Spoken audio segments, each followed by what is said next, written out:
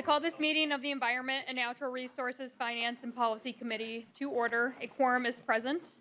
We're going to move on to approval of the minutes. We did have a typo in the minutes that were approved at yesterday's committee meeting, so the minutes before us are the corrected version.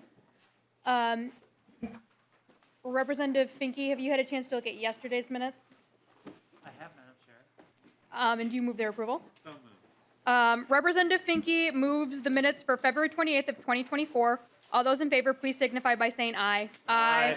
All those opposed say no, and the motion prevails. The minutes are approved. Representative Burkle, have you had a chance to look at the minutes for March 5th? I haven't. I would move the minutes for March 5th. Thank you. Representative Burkle moves the minutes for March 5th, 2024. All those in favor, please signify by saying aye. Aye. All those opposed say no, and the motion prevails, and the minutes are approved. Our first bill on the agenda is House File 3455 from Representative Norris. And as he's coming to the table, I will move that House File 3455 be laid over for possible inclusion in a future bill. And Representative Norris, I believe you have an A1 author's amendment. Can you please explain the amendment for the committee? Yes, Chair Jordan, members of the committee, great to be with you. I do have the A1 amendment. The A1 amendment does a couple of things. One, it just shifts for one line from August to September. It makes some adjustments to the public meeting requirement, and then also adds in a sunset 10 years from now so that we have an opportunity to come back and revisit this again and make sure that the committee is serving its intended purpose at that time. So I will move the A1 amendment to get the bill in the form the author would like. All those in favor, please signify by saying aye. Aye. All those opposed say no, and the motion prevails and the A1 amendment is adopted. Representative Norris, to your bill as amended. Thank you, Chair Jordan. Chair Jordan, members of the committee, this is an agency bill that deals with the Fisheries Oversight Committee and the Wildlife Oversight Committee.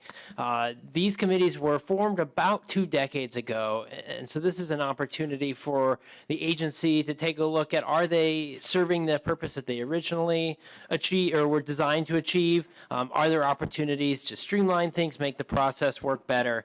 And my understanding is that the members of these 2 oversight committees have been very involved in the process, are supportive of this bill, and what the bill would do is it would take the 2 committees and merge them into a single Fish and Wildlife Advisory Committee of at least 15 persons.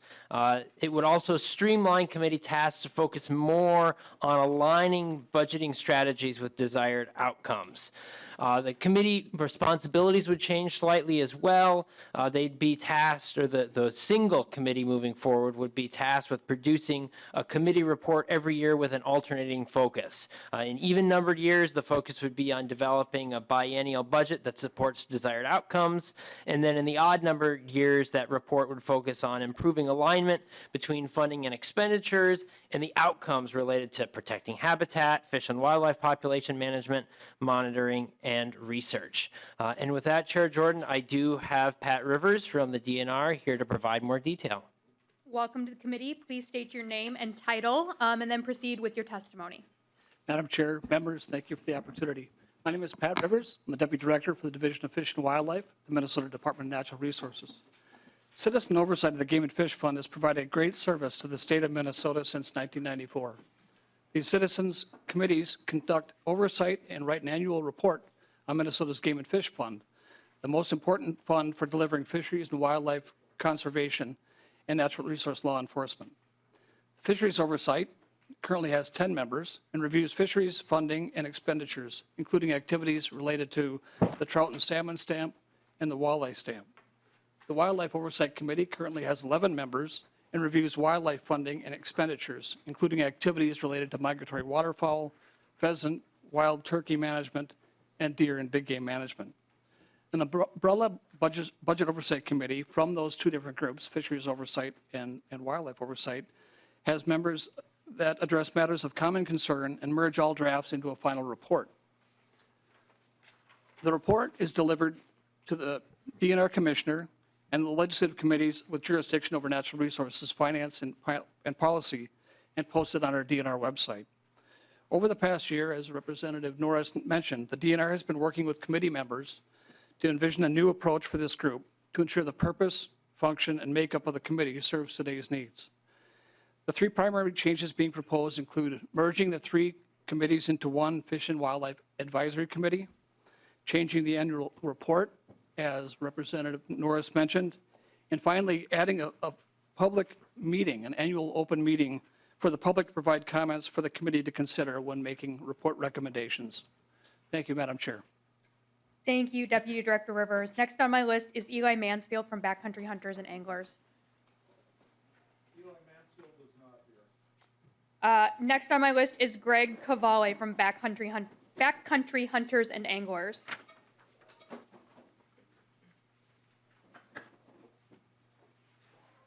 Welcome to the committee. Please state your name and title for the record, and then proceed with your testimony. Certainly.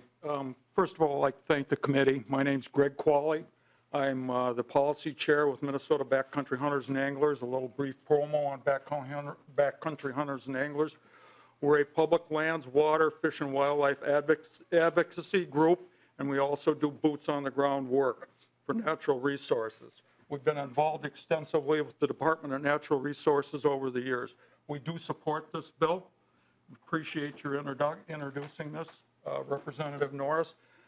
We do have some concerns with the bill. First, I'll get right to the point. We would like to see this bill laid over for several reasons.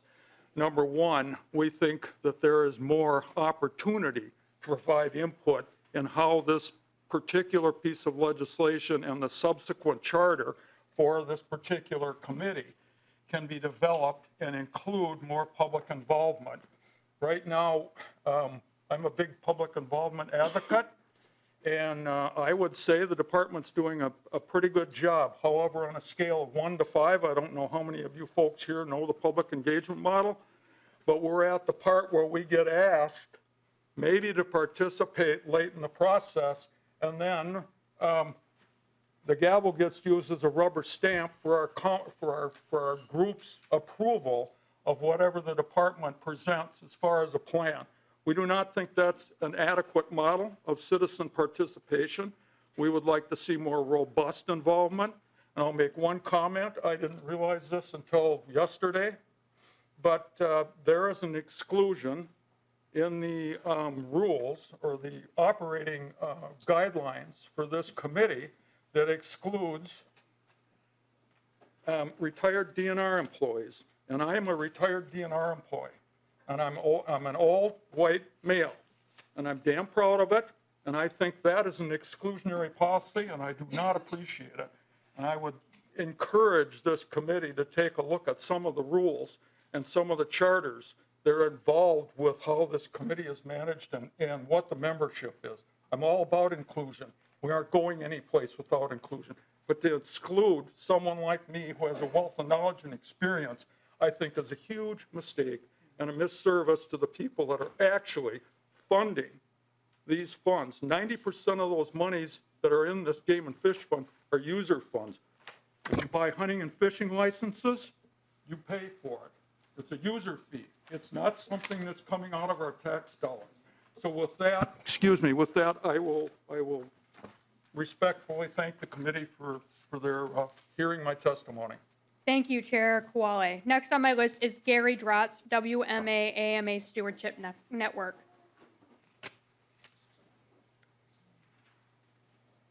Welcome to the committee. As you get started with your testimony, please state your name and title and then proceed. My name is Gary Drotz, D-R-O-T-T-S, from Brainerd, Minnesota. I am part of what's called a wildlife management area, aquatic management area stewardship network. It was a network formed about 4 years ago to provide input on some of the dead forest habitat issues and planning issues. It's a discussion forum, but we've been heavily involved with that. I have a handout here to make sure we get things, keep things brief. It's on there, a couple of key points up front. We're strong advocates of basically fish and wildlife as a public trust asset. And the public trust asset is primarily a three-legged stool. Citizen users, the public side, state legislative process, you that we elect as part of our champions for the process, and then you hire the Minnesota Department of Natural Resources. And you heard some stuff from Greg about making sure we have adequate public input. and actually checks and balances on the process. You'll notice I have a couple of comments in there to keep things brief. There's a couple parts of the bill I'd like to make a couple comments on. Number one, there's been discussions in the last 2 days that have changed our philosophy a little bit, but number one is the actual membership that's addressed on the bill. That's lines 1.1 and 167. It says affected persons. Hopefully that includes the license fee people. As I understand it does. One thing that I would say here too is that a lot of committees that the advisory committees the department has charters. And what I see here is a mix between an oversight committee that I understand that they're trying to always want to say more of an advisory committee. Advisory committees should have a good charter that we should be able to look at. I've asked, there's not one that was available right now. Some of the other advisory committees, that lays out membership rules and regs of how they work and the actual process that they present to you. What you see here is an awful lot of trying to change it from a proposed bill. Is to strike a lot of stuff to get it away from an oversight committee to the advisory, just like Pat Rivers mentioned. But we need to make sure that there's a charter on the department side, and we haven't seen that. One of the main things that I would say that our group, WAMA Stewardship Network, wants to see inserted, lines 1.12 to 1.18 has to do with what to make recommendations to the legislature and the commissioner for desired conditions related to. I have just a couple suggested edits to probably making sure to use fish and wildlife all the time. Just saying protecting habitat is too generic, but one thing I would like to see inserted in there, protecting habitat is too generic. Our state wildlife management area and aquatic management area is the second largest recreational outdoor unit in the state. It's the largest acquired part, state forests are the highest. That number is higher than basically even state parks. We've always advocated more for good WMA planning processes and policies and whatever. We have asked for the last 3-4 years for a WMA AMA advisory committee through the department. It's been somewhat delayed and we've not gotten a promise from the commissioner to do one. We're asking here that there should be these desired outcomes and levels should be one of the key things that for wildlife management area and aquatic management area stewardship. I bring up in Sunday's paper, Star Tribune, if you haven't noticed, Commissioner Stroman was quoted.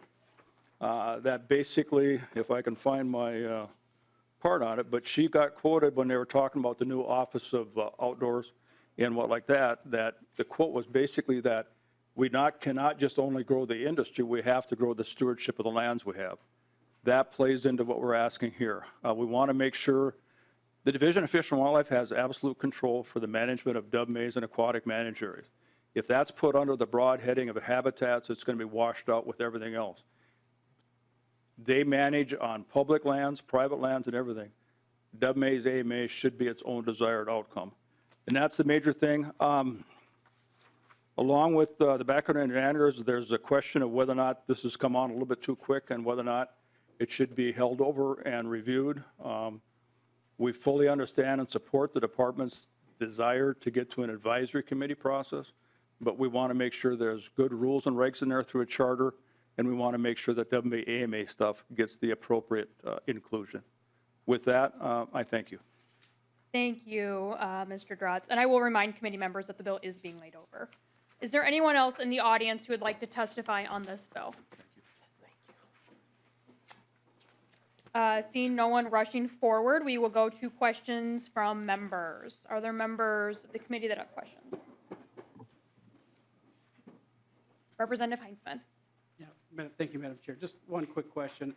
I'm not sure if this bill has been long in the works or if it's something that has shown up recently, and I was just curious, maybe DNR could address this.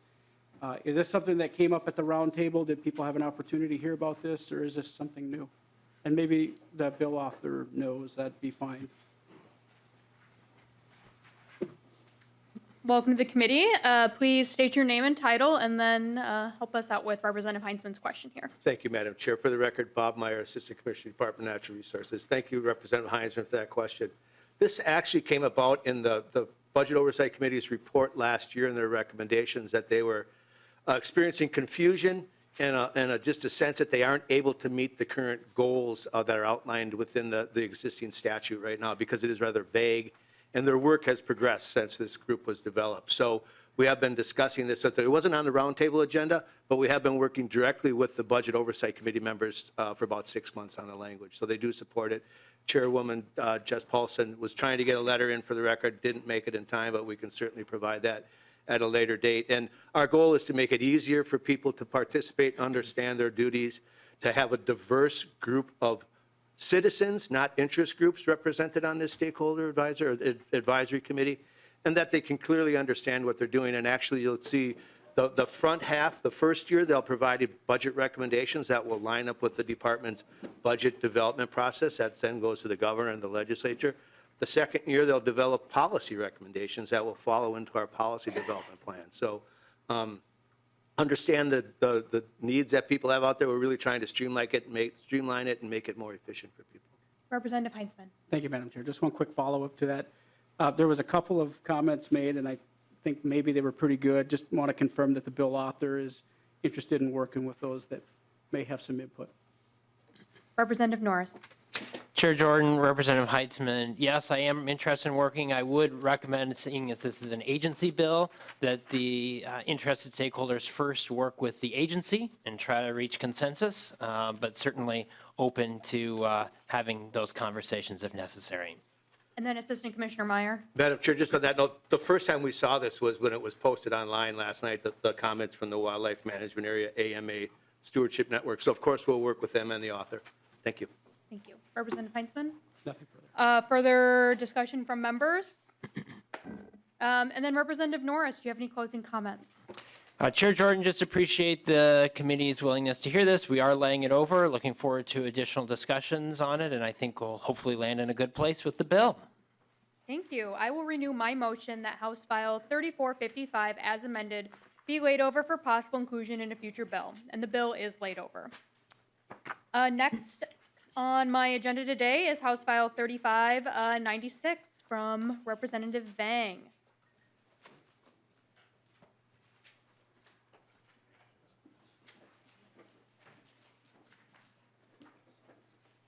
Representative Vang, welcome to your committee. Would you like to move that House File 3596 be laid over for possible inclusion in a future bill? So moved, Madam Chair. Representative Vang, to your bill. Right. Thank you, Madam Chair. Committee members, I'm just gathering my notes here. Take your time.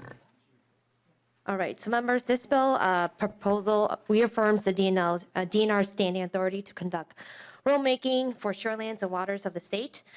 There's uncertainty about DNR's rulemaking authority developed after the legislature directed DNR to update the statewide rules pertaining to shorelands and structures in public waters.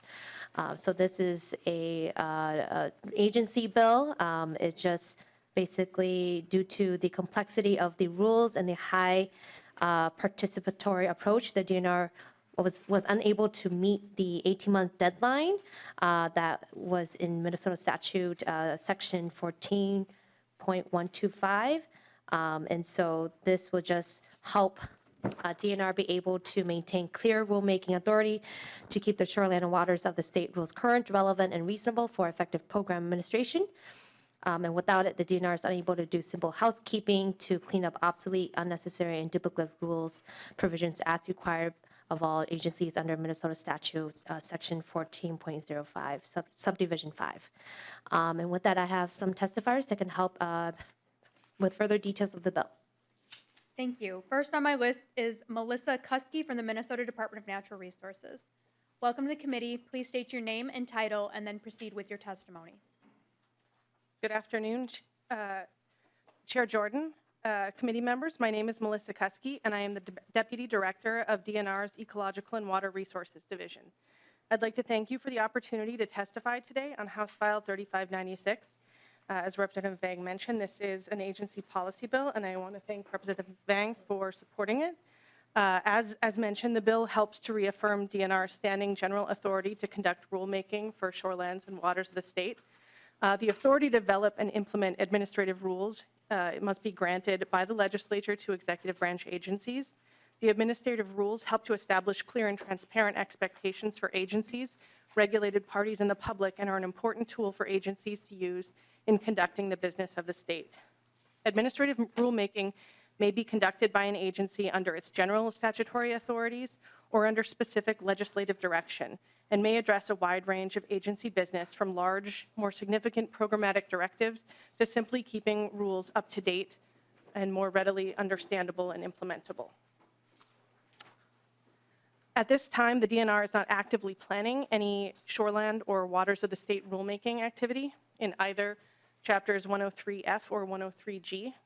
However, if and when a need for rulemaking arises, whether it is a simple housekeeping action to clean up obsolete, unnecessary, and duplicative rule provisions, or a more substantive effort to keep shoreland and waters of the state rules current and relevant to today's environmental and regulatory needs, it is important that the DNR have clear authority to do so. Addressing our rulemaking authorities before a rulemaking need arises helps to ensure that we can be efficient and timely for any potential future efforts when they begin. Thank you again to Representative Vang for her support on this effort, and to Chair Jordan and the committee for the opportunity to testify. I'm available to stand for questions. Thank you. Next on my list of testifiers is Jeff Forrester, Minnesota Lakes and Rivers Advocates. Welcome to the committee. When you get settled, please state your name and title and then proceed with your testimony. Madam Chair, members of the committee, my name is Jeff Forrester. I'm Executive Director of Minnesota Lakes and Rivers Advocates. We represent lake home, cabin owners, lake associations, marina owners, resort people on lakes. And we're here in support of this bill.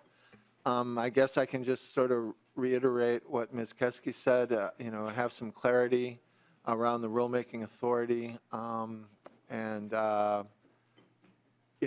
set it up to be a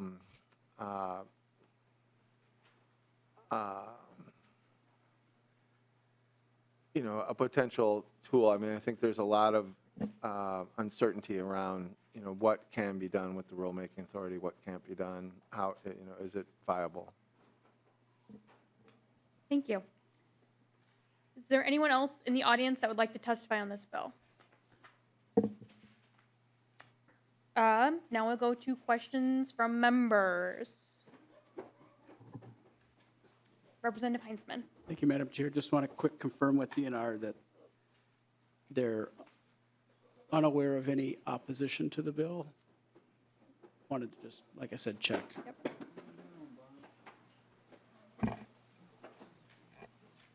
Assistant Commissioner Meyer, welcome back. Please state your name and then help us out with this question. Madam Chair, members, again, Bob Meyer, Assistant Commissioner, Department of Natural Resources.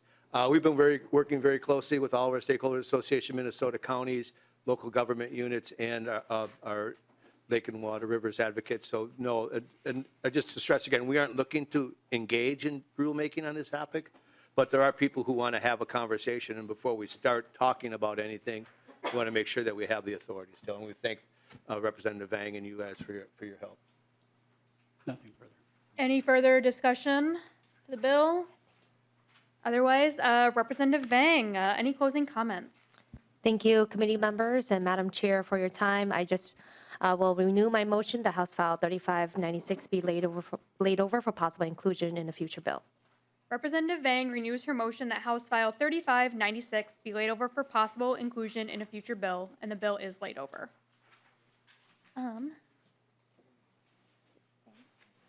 So actually, I'm going to trade places with Representative Vang and present a few bills of my own.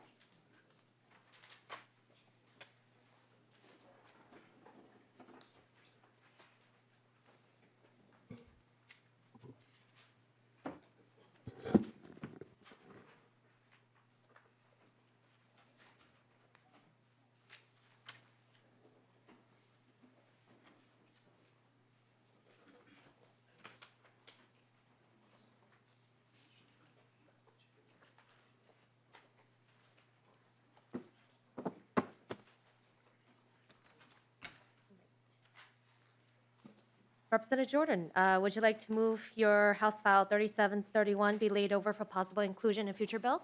Yes, Madam Chair. I move that House File 3731 be laid over for possible inclusion in a future bill. Okay.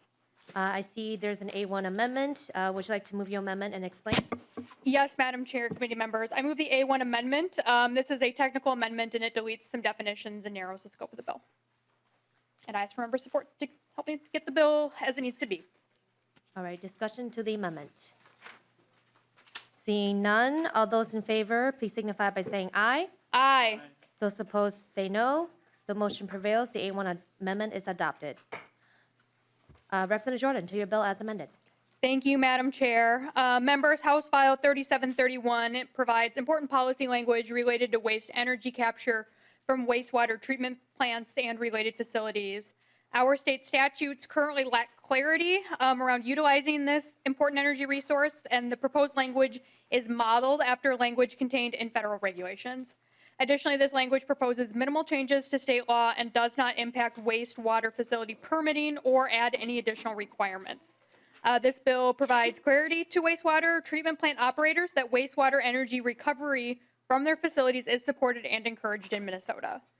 Recently, the city of Duluth was awarded a Department of Energy grant to study and potentially construct a new district energy system that would deliver heating services to the Lincoln Park neighborhood of Duluth.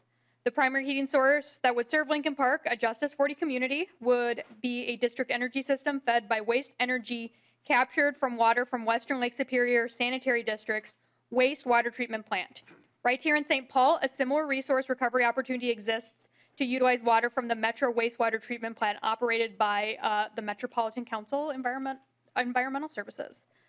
With that, Madam Chair, I have a testifier, Michael Auger from District Energy St. Paul, who can elaborate a little bit more on why this bill is necessary and the work that goes into generating energy from these facilities. All right, if you can identify yourself before the committee and proceed. Madam Chair, members of the committee, my name is Michael Auger, and I am Senior Vice President and Chief Business Officer of District Energy St. Paul and Evergreen Energy. Based in St. Paul, Evergreen Energy develops, operates, manages, and maintains district energy systems across the United States. I'm here to speak in support of House File 3731. Evergreen is currently engaged in 2 projects, as you heard, here in Minnesota, that would recover heat from wastewater and use it as an energy source to heat buildings via district energy heating system. One here in St. Paul and one in Duluth. As mentioned, the system in Duluth received a DOE grant. Additional capacity is potentially available that could also serve as a carbon-free energy source for the downtown system beyond the Lincoln Park district. In St. Paul, a similar opportunity exists. Since 2022, District Energy St. Paul has been working closely with Metropolitan Council Environmental Services and the City of St. Paul to advance an opportunity to recover waste heat from the 180 million gallons of effluent water that flows every day from the Metro Wastewater Treatment Plant into the Mississippi River. The project would pipe wasted energy recovered from the effluent of the Metro plant and use that energy to further decarbonize the 33 million square feet of building space served by District Energy St. Paul, including this Capitol complex. This opportunity offers a unique possibility to recover wasted energy from Minnesota's largest wastewater treatment plant and use it in the United States' largest district energy system serving downtown St. Paul. While this scale of energy recovery from wastewater has been deployed successfully in Scandinavian countries, this would be the first time in the United States that effluent water would be utilized as a primary heating source for a district energy system. Both Duluth and St. Paul are applying for federal grant funds to advance these innovative, impactful projects. While it appears that energy recovery projects of this type may be allowable under current Minnesota law, the purpose of House File 3731 is to provide clarity that not only are these energy efficiency projects allowable, but encouraged, not required, allowed, and encouraged. The language in House File 3731 is similar to what has long been in federal law to encourage the recovery and reuse of waste heat from wastewater. House File 3731 sends a clear message during a time of unprecedented federal energy grant opportunities that Minnesota supports implementing such energy efficiency projects that utilize wasted energy from public infrastructure. Just to give you a sense of the opportunity of what we're talking about here, to do this elsewhere in Minnesota, there are over 800 municipally owned wastewater treatment plants, 800. Thank you to the committee for the opportunity to testify in support of House File 3731. I'd be happy to answer any questions you might have. All right, member discussion. All right, seeing no further discussion, Representative Heitzman. Thank you, Madam Chair. Just like the other bill before, just want to confirm with the author, is there any known opposition to the bill? Representative Jordan. Madam Chair, Representative Heinzman, there is no known opposition to the bill. Representative Heitzman. Nothing further. Thank you. All right, seeing no further discussion, Representative Jordan, closing comments? It's a good bill. I ask for member support. I guess we're laying it over, but thanks for your support anyway. The bill is laid over. Next on the agenda is Representative Jordan's House File 3417. Representative Jordan, to your board, if you can move your bill and to your bill. Yes, Madam Chair. I move that House File 3417 be laid over for possible inclusion in a future bill. All right, to your bill, Representative Jordan. Thank you, Madam Chair, members of the committee. House File 3417 is an agency bill brought to me by the Minnesota Pollution Control Agency around waste studies that we will use to study what is actually going into our landfills and trash incinerators. And so to talk more about the bill, I do have Kirk Kadelka from the MPCA to go over the bill and answer questions that members might have. All right, Kirk, if you can identify yourself for the record and proceed. Thank you, Chair and committee members. For the record, my name is Kirk Kadelka. I'm Assistant Commissioner with the Minnesota Pollution Control Agency. I want to thank the author for helping us with the bill this year. Waste characterization studies are important for a number of reasons. They help us understand what materials are generated and thrown away into our waste. The material types it will measure will include things like food waste, recycled bottles, papers, plastic, packaging, and other items that we're working to manage. These studies are a foundational element for understanding our waste stream. They help us assess our programs and policies and how they're performing and where there are opportunities for us to improve. Waste composition studies allow for us to answer questions that can help the legislature and recycling programs make informed decisions on what to prioritize. Examples of these questions include what percentage of materials captured by existing recycling programs. For example, we had a discussion before about aluminum cans. That information is driven by waste composition studies. What is the economic value of recyclables that are ending up in our waste stream? Is there enough material for business to pursue a venture using those materials in the future? Or how much materials, whether it's food waste, carpet, electronics, are we generating, and how is this compared to others? These studies allow us to use that type of information to understand the greenhouse gas emissions and other environmental impacts due to the waste we generate. We can take this data, feed it into models such as the WAR model with EPA to determine how many emissions may be created or not by the various types of waste management systems that we utilize. Unfortunately, over the last 25 years, we've only been able to produce 2 waste comp studies, the most recent one being in 2013. As the committee has heard testimony before, there's been a lot of change in how we handle our recycling, the composting, and other types of programs here in the state since that time. So they're not reflective of what is actually going into the trash can every year. Just want to briefly go through how the bill would work in practice. The agency, the MPCA, would instruct facilities by providing them with sampling methods and the categories we'd like them to record what type of information when they do their waste sorts. This would ensure consistency across the various waste sorts and then allow for us to create a statewide picture of the waste stream. MPCA would select 20% of the facilities every 2 years to do individual sorts that we aggregate together. That plays out to be 1 sort every 10 years for a facility. The materials will be sent to the agency, and we pull that together to create that statewide report to use for legislative purposes or individual programs as they're making their own decisions. Madam Chair and committee members, thank you for your support. We appreciate the opportunity to share this bill with you. Thank you, Assistant Commissioner. Is there anyone else in the audience that would like to testify for or against this bill? If you can state your name for the record and proceed. Thank you, Madam Chair. I'm Brian Martinson, Environment and Natural Resources Policy Analyst with the Association of Minnesota Counties. Today I'm speaking on behalf of the Solid Waste Administrators Association and the Minnesota Rural Counties. We appreciate the value of the data that would be collected through these waste composition studies. We do have concern with the unfunded costs that would be placed on local governments to do the studies. We have had preliminary conversations with the MPCA about methods of doing the waste composition studies that may alleviate some of those cost concerns, and we look forward to continuing those conversations. Thank you. All right, thank you. Any other testifiers? Seeing none, we'll move to discussion. Questions from members? Representative Heisman. Yeah, thank you, Chair. And to Mr. Kudelka, do we have any estimates as to what this might be going to cost landfills and, of course, those that then would have to potentially pay increased tipping fee costs or whatever it might be? Assistant Commissioner? Chair and committee members, thank you for the question. We anticipate waste comp study, all sites together being about $400,000 each waste comp study being done. So individual sites who will do their own sort, we anticipate it being the 70 to 80,000 for their one sort that they have to do every 10 years. That information would be aggregated together. The agency would use its resources to create the methodology, do the data crunching to put it together in the final report. So it's a partnership between the agency and those permitted facilities to provide the data for the state.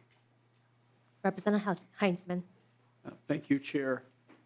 Just one final question. Would it make sense, as we have this stewardship bill moving through the legislature, would it make sense to possibly do the study first before starting up more programs? Assistant Commissioner? Chair and committee members, we right now are in the process of putting together a waste comp study. I think the information will help along with other bills, the information they're gathering.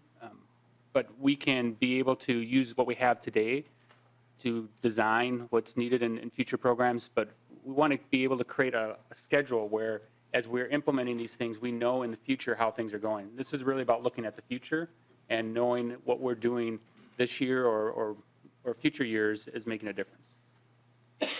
Representative Heisman. Thank you, Chair. Just a final comment. I would like to see the study work done first. We're, again, passing more regulation and more costs on to the people of Minnesota one way or the other. And so that's just where I'll leave that. Thank you. Further discussion? Representative Alderson. Thank you, Madam Chair, and thank you, Representative. I really see the value in doing this. I guess I'm totally trying to understand at the end of it, though, when we have the results of the study, what do you kind of see that we would do with results? I mean, I have some ideas, but I would love to hear what you're thinking. Assistant Commissioner? Chair and committee members, one is really being able to see what type of materials in the waste flow. Since 2013, we've had a lot more single sort, so we'll be able to see how that system has worked out, if it's increased the recyclables or not. We've also put in a lot of organics programs. So the goal is to see less food waste then in the trash you and I throw away and ending up in the landfills. And so this study will be able to help tell us that information. It will also then be able to, with our models, be able to tell what is going in a landfill. What is, for instance, the greenhouse gas impacts for being in a waste energy facility or a landfill? That information will help us really dictate what type of things we want to target. If we see something all of a sudden spiking what's in the waste, we may want to design programs for that versus other things that may have been minimized through other efforts. Representative Edison. Thank you. That's actually very helpful. I mean, it's a lot of what we kind of do in public health, right? You're like looking at, we test the water and you see if like whether or not there's sickness in an area, and then we can target that. So I love the idea of really having that data point to educate the public and really do outreach. So thank you. All right, seeing no further discussion, closing remarks, Representative Jordan. Thank you, Madam Chair, and thank you, members. I won't take up too much of your time. I think it's a good bill, and I know the agency and I are both committed to working with folks who want to work on this bill. So with that, I will renew my motion to lay over House File 3417 for possible inclusion in a future bill. All right, the bill is laid over. Next we have is Representative Lee, House File 3738 on community tree planting grants funding.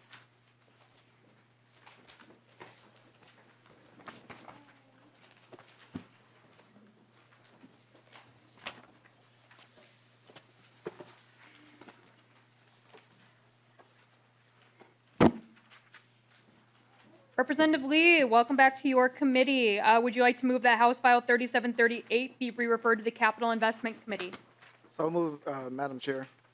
And Representative Lee, I believe you also have a DE3 authors amendment. Would you like to move that amendment and explain it briefly for the committee? Yes, Madam Chair, I moved the DE3 amendment. So what the amendment does is codify the initial bill. The initial bill was just appropriations, and so this will create a new community tree planting grants, and then also for the priority, look at not just EJ communities, but different factors in determining needs, through federal poverty threshold, through the U.S. CDC Prevention Social Vulnerability Index, looking at income, housing vacancy rate, and SNAP recipients.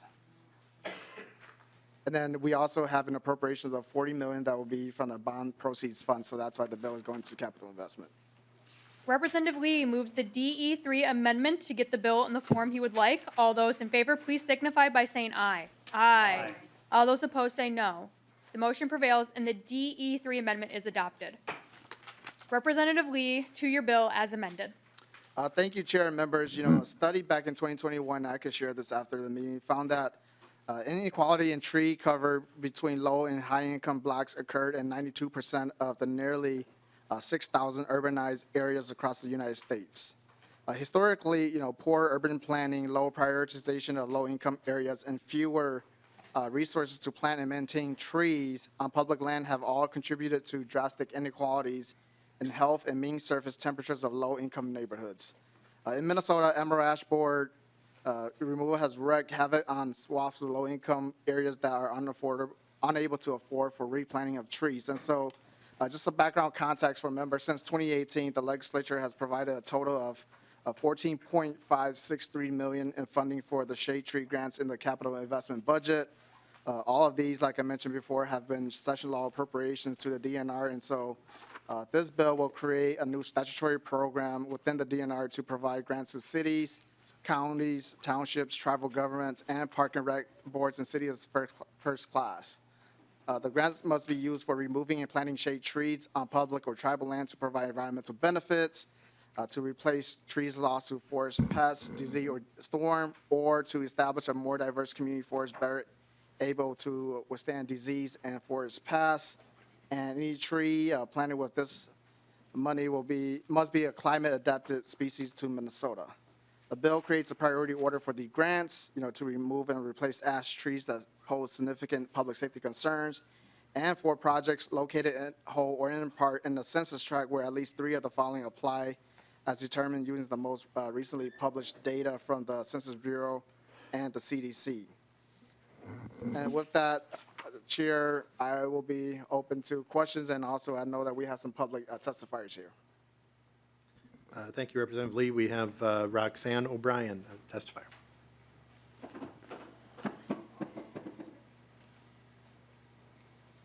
Welcome. Thank you.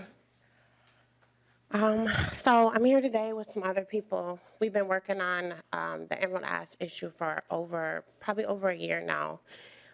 It's a new problem in North Minneapolis for us. I knew nothing about infestations until last year, but I think we have 5 of them currently right now going on, and something about a moth too, so I'm trying to keep up. But, but yeah, what we want is the bill language changed to cover private trees, residential relief, and retroactive appropriation. And from what we can see as of now, all 3 are not visible in the latest version of HF 3738. Why we know this is important to include is because of the malpractice and inequitable process that we've seen the Forestry Department at the Park Board has placed with us in our communities. We also believe our communities should get funding for training and workforce opportunities to learn how to deal with this infestation and how to care for trees. And we've built a lot of relationships with folks from the unions who have already agreed to support us in that endeavor. My mom couldn't be here today. She's almost 74. She was here the other day, and I told her I just didn't want to keep bringing her in here. This building is really hard. It's really not accessible for people, and especially in my community. There's a lot of people sick, a lot of people just struggling with between 2 and 3 jobs. We just can't get out here. So we got 4 people here today to try to get with that. But my mom She's a retired school teacher, worked in a lot of Minneapolis public schools, gave a lot back to our communities, and continuing to be an elder. Also working with the park board to read books to young children called Black to the Future. It's a program with puppets and books. So anyway, ironically, my mother had a home about 20 years ago, and because of the mortgage company the bank allowing the mortgage company to take out her mortgage a few times in one day, she lost her home about 20 years ago. Fast forward, 2021, she purchased a home. A week after she purchased that home, a man came to our house in the backyard and was kind of looking around and said, "Hey, you have a tree infestation here." And long story short, they basically tell her it's going to be thousands of dollars to cut down. And again, it's really hard for Black people to own houses. We've just dealt with years of redlining and just all these other issues in our community. So I'm trying to kind of bring you up to date how this relates to tree planting, right? Because that's what we're here to talk about is tree planting. But this is how you can see how environmental justice is also a part of this, and housing justice and wealth is a part of this as well. She was never given proof of an infestation, and $4,000 later, she has a lien placed on her home for that fee. Planting trees are vital for our survival, and tree care is also important. Yet there's a lot of excitement for planting, but there's a lack of political will in Minneapolis, specifically with MPRB, to be equitable in their processes and with the communities that they are supposed to serve. All the communities except for Northside communities were giving fair warning that this infestation was coming, even though that they were aware in 2013 that this infestation was here, according to the condemnation data that we got. But they said that it got so bad in Northside because they said it hit us right away sometime in 2016. And that they weren't able to deal with it. But it's not the truth. They didn't warn us, and they also didn't tell us about treatment for trees, which treatment is best practice nationwide.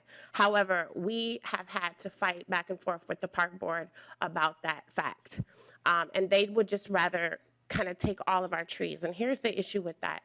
Northside already lost a bunch of trees during the tornado. We already are suffering with our tree canopy. These removals are also shifting houses. So it's causing problems in the foundation now. So we're dealing with issues such as flooding, that now these trees won't even be able to help support that.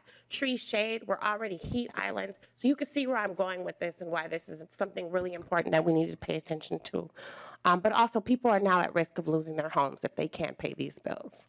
This is supposed to be a public health crisis, not a public nuisance, which makes this a crime. So I think that it's important for you all to look at this process should be investigated along with the Park Board's Forestry Department.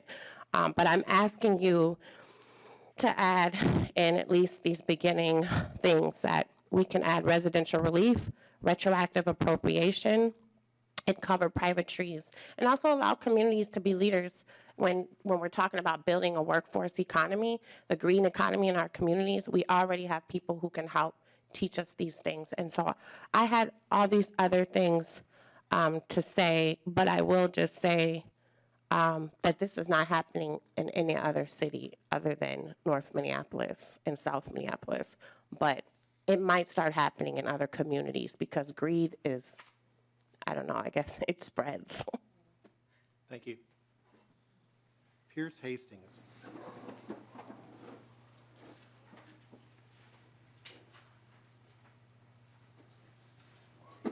Good afternoon, everyone. My name is Pierce Hastings, and I'm a community member who has been working with folks directly impacted by policies around emerald ash tree removal and replanting. I support this bill because there's already been massive deforestation in North Minneapolis as a result of emerald ash borer infested tree removal in an area whose tree canopy was already decimated by a tornado in 2011. This exacerbates the environmental injustices North Minneapolis already faces, such as the urban heat island effect. However, we must make a plan beyond replanting. Even if these trees are replanted, there's no guarantee that the young trees are being taken care of, especially on private property where forest removals are still happening. Additionally, young trees don't capture nearly as much carbon as mature trees, but that doesn't stop the Minneapolis Parks and Recreation Board from selling the planted trees for profit as carbon credits, regardless of their capacity to capture carbon over the critical next 20 years. On another note, from May 1st to November 1st of 2023, the average cost of an EAB removal was $5,500. That's a whole lot of money to most people. As I'm sure you've heard, 40% of Americans can't come up with $400 to cover an emergency. Any assessments levied before May 2023, when the assessments were paused, have no relief at the moment, unfairly burdening homeowners for years to come who were unlucky enough to be charged before Roxanne and others started raising questions. I want you to imagine someone you don't know showed up in your backyard at 7 a.m. And then a couple days or a week later, you got a pamphlet in the mail saying you had to remove your tree either through their contractors or your own. They didn't tell you how they know it's infested, and they didn't inform you of the option to treat your trees, which they didn't until we made them. If you didn't follow up, people showed up at your house one day to cut your tree down, and now your property taxes are raised by potentially thousands of dollars every year for 5 to 20 years. Meanwhile, you know that people who are having their trees removed right now in North Minneapolis are having it paid for. Y'all, it's not right and it's not fair. We demand retroactive pay for homeowners who had assessments levied before May 2023. Thank you. Should go through the Felicia Perry.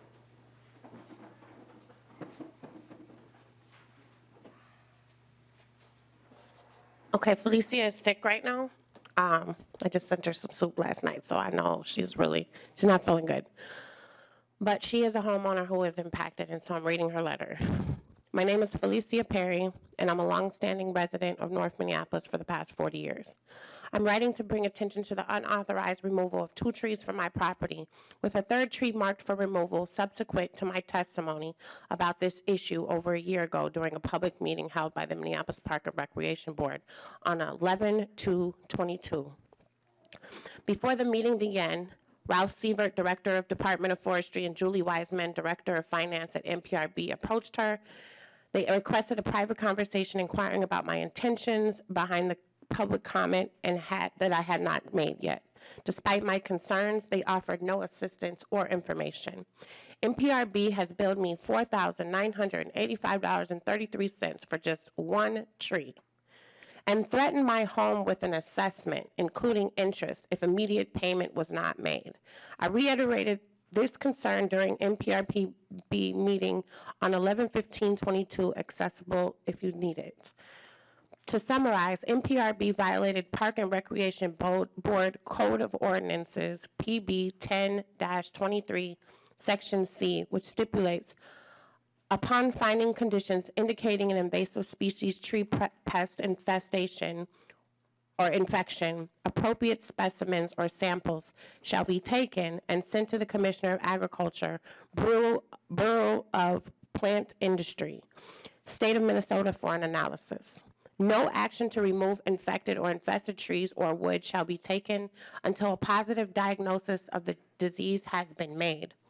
Ralph admitted to this lack of compliance to the ordinance in an interview by Parks and Power, acknowledging that no trees in North Minneapolis were ever tested for infestation. Moreover, NPRB invoiced me $585.33 beyond the actual removal cost, raising concerns about potential overcharges to other North Side homeowners. It's additionally concerning that nearly half of these unauthorized condemnations and removals of trees in the entire city are in North Minneapolis, so nearly half. This is disproportionately impacting my neighborhood and causing additional financial burden to many families. In recent weeks, I've been notified that my bill is now paid in full. However, accountability remains elusive. Cargill paid that bill. The intimidation tactics of NPRB employees, discrepancies in pricing, number of trees removed, and dates provided have not been addressed. It's evident that there's been gross mismanagement in the condemnation and removal of trees in our community. The emotional and physical toll of addressing these matters has been substantial and ongoing, and justice from the entities entrusted with preserving our community's environment. Thank you. Is there anyone else in the audience who would like to speak for or against the bill? State your name for the record. Hi, my name is Erin Bogle. I'm the Director of Community Relations for the environmental organization Metro Blooms that focuses our work in North Minneapolis and other environmental justice communities.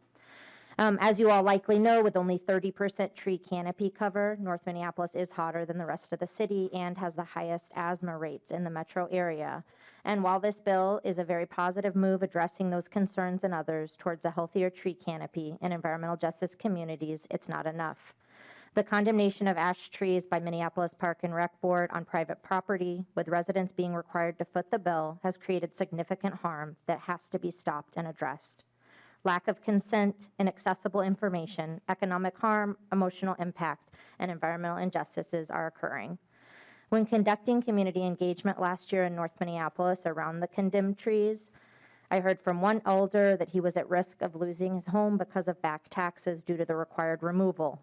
Another shared about being quoted $15,000 for one tree to be removed. Tree removals have led to flooding of homes, lack of shade, increased electrical bills, and many, many other outcomes. These harms can't be solved by only planting more trees. We need to see retroactive pay for residents and legislative action so the park board is not able to continue as they have. Thank you. Is there anyone else in the audience who would like to speak for or against the bill? Hi. Hello, my name is Mitchell Hansen. I'm honored to speak in support of North Minneapolis residents. One of the most important roles of government is to ensure that the public gets their receipts. But in light of the Minneapolis Park and Recreation Board Forestry Department's inability to do so, I'm here to provide transparency so that you actually know the truth. Bryn Mawr, which has the #1 healthiest and largest urban canopy of all Minneapolis neighborhoods, received 134 trees in 2022 using our money. Meanwhile, the Harrison neighborhood, which only had a 6% tree canopy prior to mass emerald ash borer removals, received 77 trees. In fact, despite being the second largest park board service area, the North Minneapolis service area received the second least amount of trees compared to Southwest, South, Northeast, Southeast, and Downtown Regional.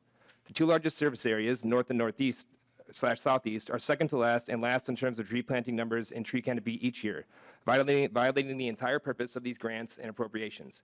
In essence, we keep paying the same mechanic to fix our car without noticing that the problem has only gotten worse.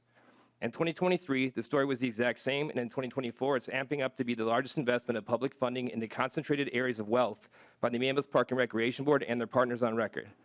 I have to ask why we would pay millions more in taxpayer dollars to first-class cities that fail to maintain a public tree inventory, plant the least amount of trees in the highest need areas, have a fundamental inability to ensure the survival of any trees outside of downtown and new regional parks, and can't keep track of their invoices. This 100% needs to be a requirement to ensure a tree canopy that can be considered stable, let alone sustainable. Without an actual live inventory like so many other cities easily maintain and use to aid them with these tasks, the city of Minneapolis hides theirs from the public at the cost of applying for grants that require such inventories. Considering this importance, I feel that it is fair to require that first-class cities make their public tree inventory or make their tree inventory public, so university partners, researchers, investors, and the public can gain access to the urban forest that we live in. Again, this comes back to the simple example of a service. If we're not going to give a city that does not keep track of its trees funding, if we're going to give a city that does not keep track of its trees funding, we're entitled to access to the very public database that contains this information, and we're entitled to do a simple list of affected homeowners from the past and present so we can aid them alongside university partners, which is being refused at the moment. Over the past 2 years, I've seen evictions, condemnations, and foreclosures skyrocket in my neighborhood, which is only amplified by the direct targeting of BIPOC, low-income, fixed-income, and senior homeowners, and anyone that cannot afford to defend their generational wealth. We do have the actual numbers for these disparities and already have the support of university entities, researchers, GIS experts, analysts, and our community. All these stakeholders already understand that forcing a rent at someone's property, threatening them, and then placing a lien on their home with a $14,000 bill and no receipt is not only an explicit violation of constitutional rights, but an affront to the residents of all Minnesota residents. The Minneapolis Ordinance and Charter encourage opportunistic and predatory tree service providers and city staff to drive around our community with the sole intent of racking up as much profit as possible without any attention given to the actual urban forest. And we go further into debt under false pretenses. Trees are part of our homes, our lives, and our family. Yet we never had less in North Minneapolis, and the rest are being stolen from us, along with our community and the hard-earned generational wealth that keeps our community together. I sincerely ask that before appropriating any funding to a city that has failed to invest as promised, money is appropriated to begin to repair the harm that we know has already been caused. With this in mind, I believe it fair to request a one-time appropriation of at least $5 million to the City of Minneapolis Regulatory Services Department, which is the only city department responsible for dead ash trees on private property by law, to distribute retroactively to every homeowner targeted by forced tree removals, to aid in ensuring that the remaining funds are utilized for activities that actually preserve the tree canopy and community, as well as the removal of all liens tied to this issue. Thank you. So, members, before we begin discussion to the bill, we've had a great deal of testimony. I gave leeway for that testimony. I also wear another hat, and that is as Chair of the Audit Commission. So based on the testimony that has been received and is in the public domain here, I will ask the legislative auditor to begin a special review of the Minneapolis Park Board regarding this particular issue. That is separate. I do not intend to debate the Minneapolis Park Board here in this committee. We have a bill in front of us. We have several bills in front of us. The process, and if there's anyone else who would want to testify for or against about the Park Board's action, this is a public meeting. I'd encourage them to work with the legislative auditor. The process is the legislative auditor has 3 types of evaluations. One that we are all going through right now where we submit topics. The second is the financial audit. And the third is a special review to see if there is any wrongdoing. They have great power to do that. They will investigate. An investigation may say there's nothing wrong. It may say that they need to do further investigation. But I am asking for that. Here I will follow up with Ms. Randall, with the auditor, after this meeting. But we do have limited time here, and I'd like to move forward on debating Representative Lee's bill. Representative Finke. Thank you, Chair Hansen, and specifically thank you for what you just said. I will reserve many of my comments per the potential auditor's investigation. So I just want to thank everyone for coming out and being a part of this committee and being a part of this process and continuing to have the conversations that I have had. I do want to just make one comment, which is that the Minneapolis Park Board received a $500,000 grant from the St. Paul Foundation to specifically pay back those loans, or those debts, not loans, debts. So make sure that that money is getting used appropriately. And then I want to just take to the bill. I appreciate, Representative Lee, your commitment to our tree canopy, a commitment that I share, and I particularly appreciate the care with which you are making sure that we go to those spaces that have the most need. And for folks who haven't, I would recommend looking at that report about the relationship between health outcomes and the lack of tree canopy. It's quite shocking. Pretty much all of our health outcomes decline when we take away trees. So we need to plant them. Thank you. Representative Lee. Thank you for those remarks. And, just to some of the testifiers, we will try our best to address this as we move along in the process. Representative Gilman. Thank you, Chair. Quick question. So how long would the funding be available? The $400 million, is it till it's spent or a certain date? Representative Lee. 40 million, sorry, not 400. 40. That was, still a lot. was that an Sorry. amendment, 40 Representative million. Gilman? Thank you, Mr. Chair, and thank you, Representative Gilman. So, as with every appropriations through the capital investment bill, they have 4 years to expend the funding. Thank you. Representative Burkle. Thank you, Mr. Chair. Chair Lee, I just had a quick question on the number of trees. I'm looking at the criteria, in particular, the grant criteria, and I'm wondering how many trees can be planted in that area and what the cost might be. So do you have any idea what the number of trees that could be planted or purchased and planted in that area? Representative Lee. Thank you, Mr. Chair, and Representative Burkle. This is a statewide program, and so this is, if any communities that's eligible for this, they could apply if they have a project to the DNR. And, I think the DNR is here too. They could talk about some of the history of how much a tree costs or, where some of these fundings have gone throughout the entire state. Representative Burkle. Just curious, I realize it's statewide, but just looking at the criteria, it looks pretty limited. So we can follow up later. I'm curious to know how many trees we'd be talking about. Representative Lee. Thank you, Mr. Chair. And I think, just looking at the criteria too, like I said, this is statewide and we just don't have poverty or, any of those, markers of, people having struggles just in the Twin Cities metro area. This is throughout the entire state of Minnesota. We have it in greater Minnesota too. And I was working with the state demographer on just identifying where are these locations. And, after this, I could share those, maps to the committee, to the chair, so you could, spread it among. And, we see that all of these indicators are throughout the entire state, and this is not just focused in on urban areas. Representative Lee, closing comments. Mr. Chair and community members, really appreciate the discussion here, and, to our public testifiers too.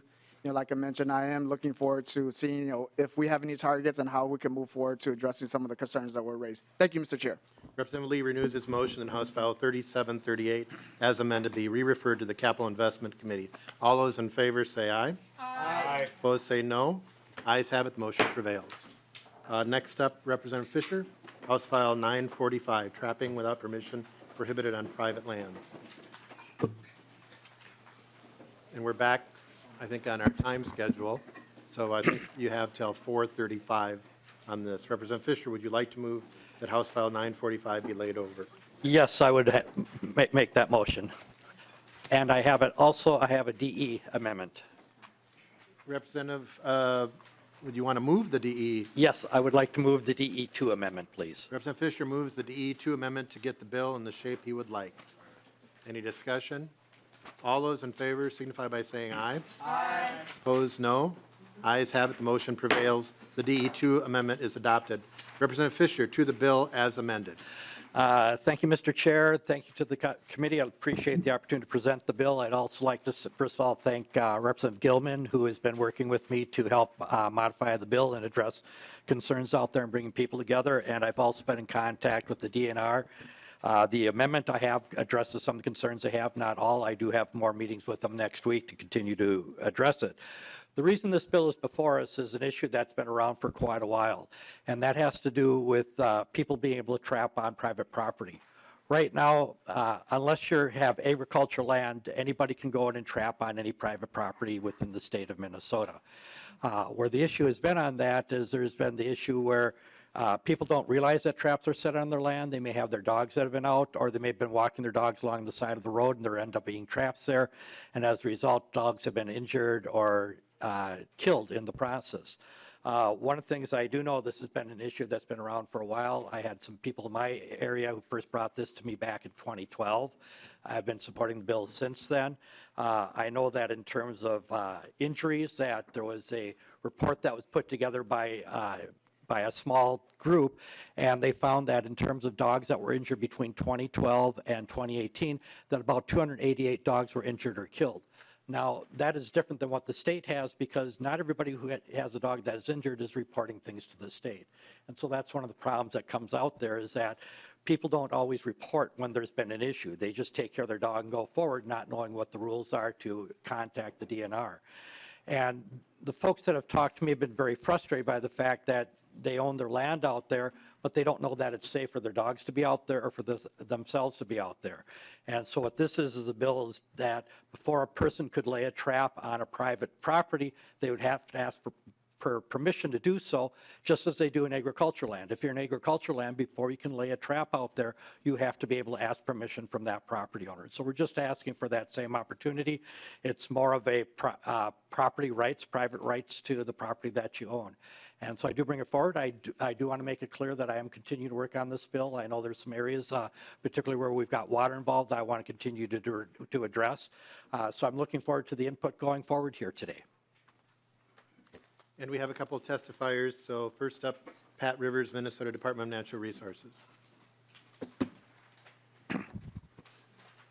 Thank you, Mr. Chair, members. Pat Rivers, Deputy Director for the Division of Fish and Wildlife, the Minnesota Department of Natural Resources. I want to thank the author in working with us on the amendment that was just passed. We still have a couple concerns, especially related to industrial forest lands, large land holdings like Mopus and Potlatch, and how that would be impacted, as well as the public waters piece and how private lands next to public water beds would affect water trapping. So we look forward to working with the author and maybe making this bill a bit better. And that's all I have for now. Thank you. Thank you. Gary Lestico, Minnesota Trappers Association.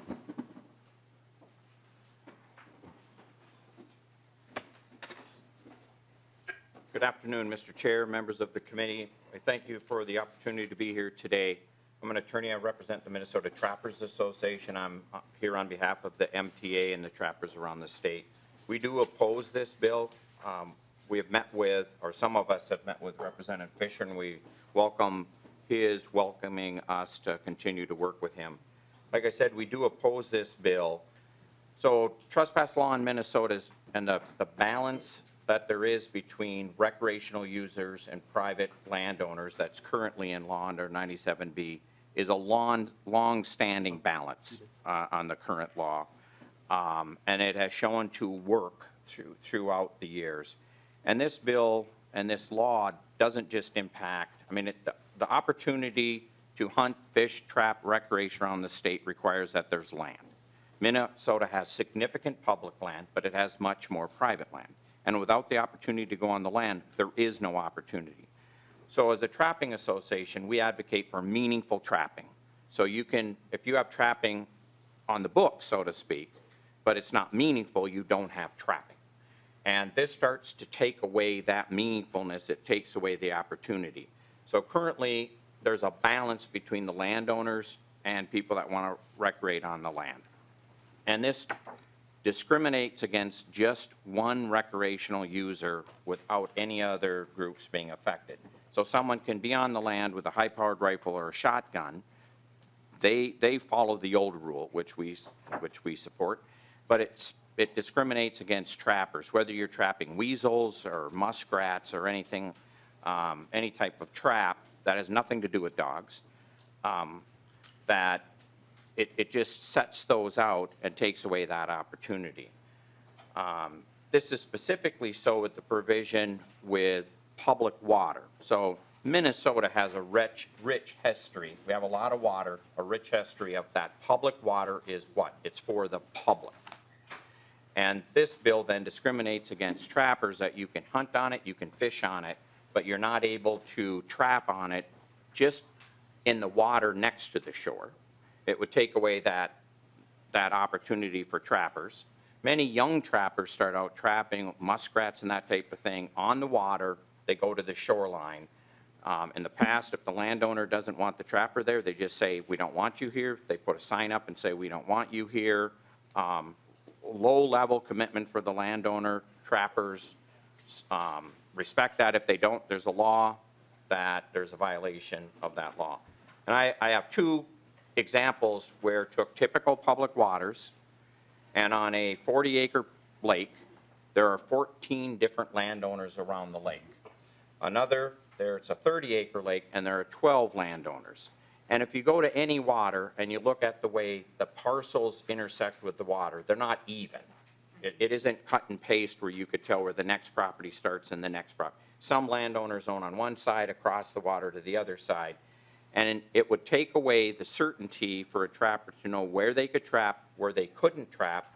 And what this bill would do, if the trapper's just on the wrong side of the fence post, it makes it a crime. And if you commit a crime under Minnesota law, you lose the opportunity, you lose your license. And so it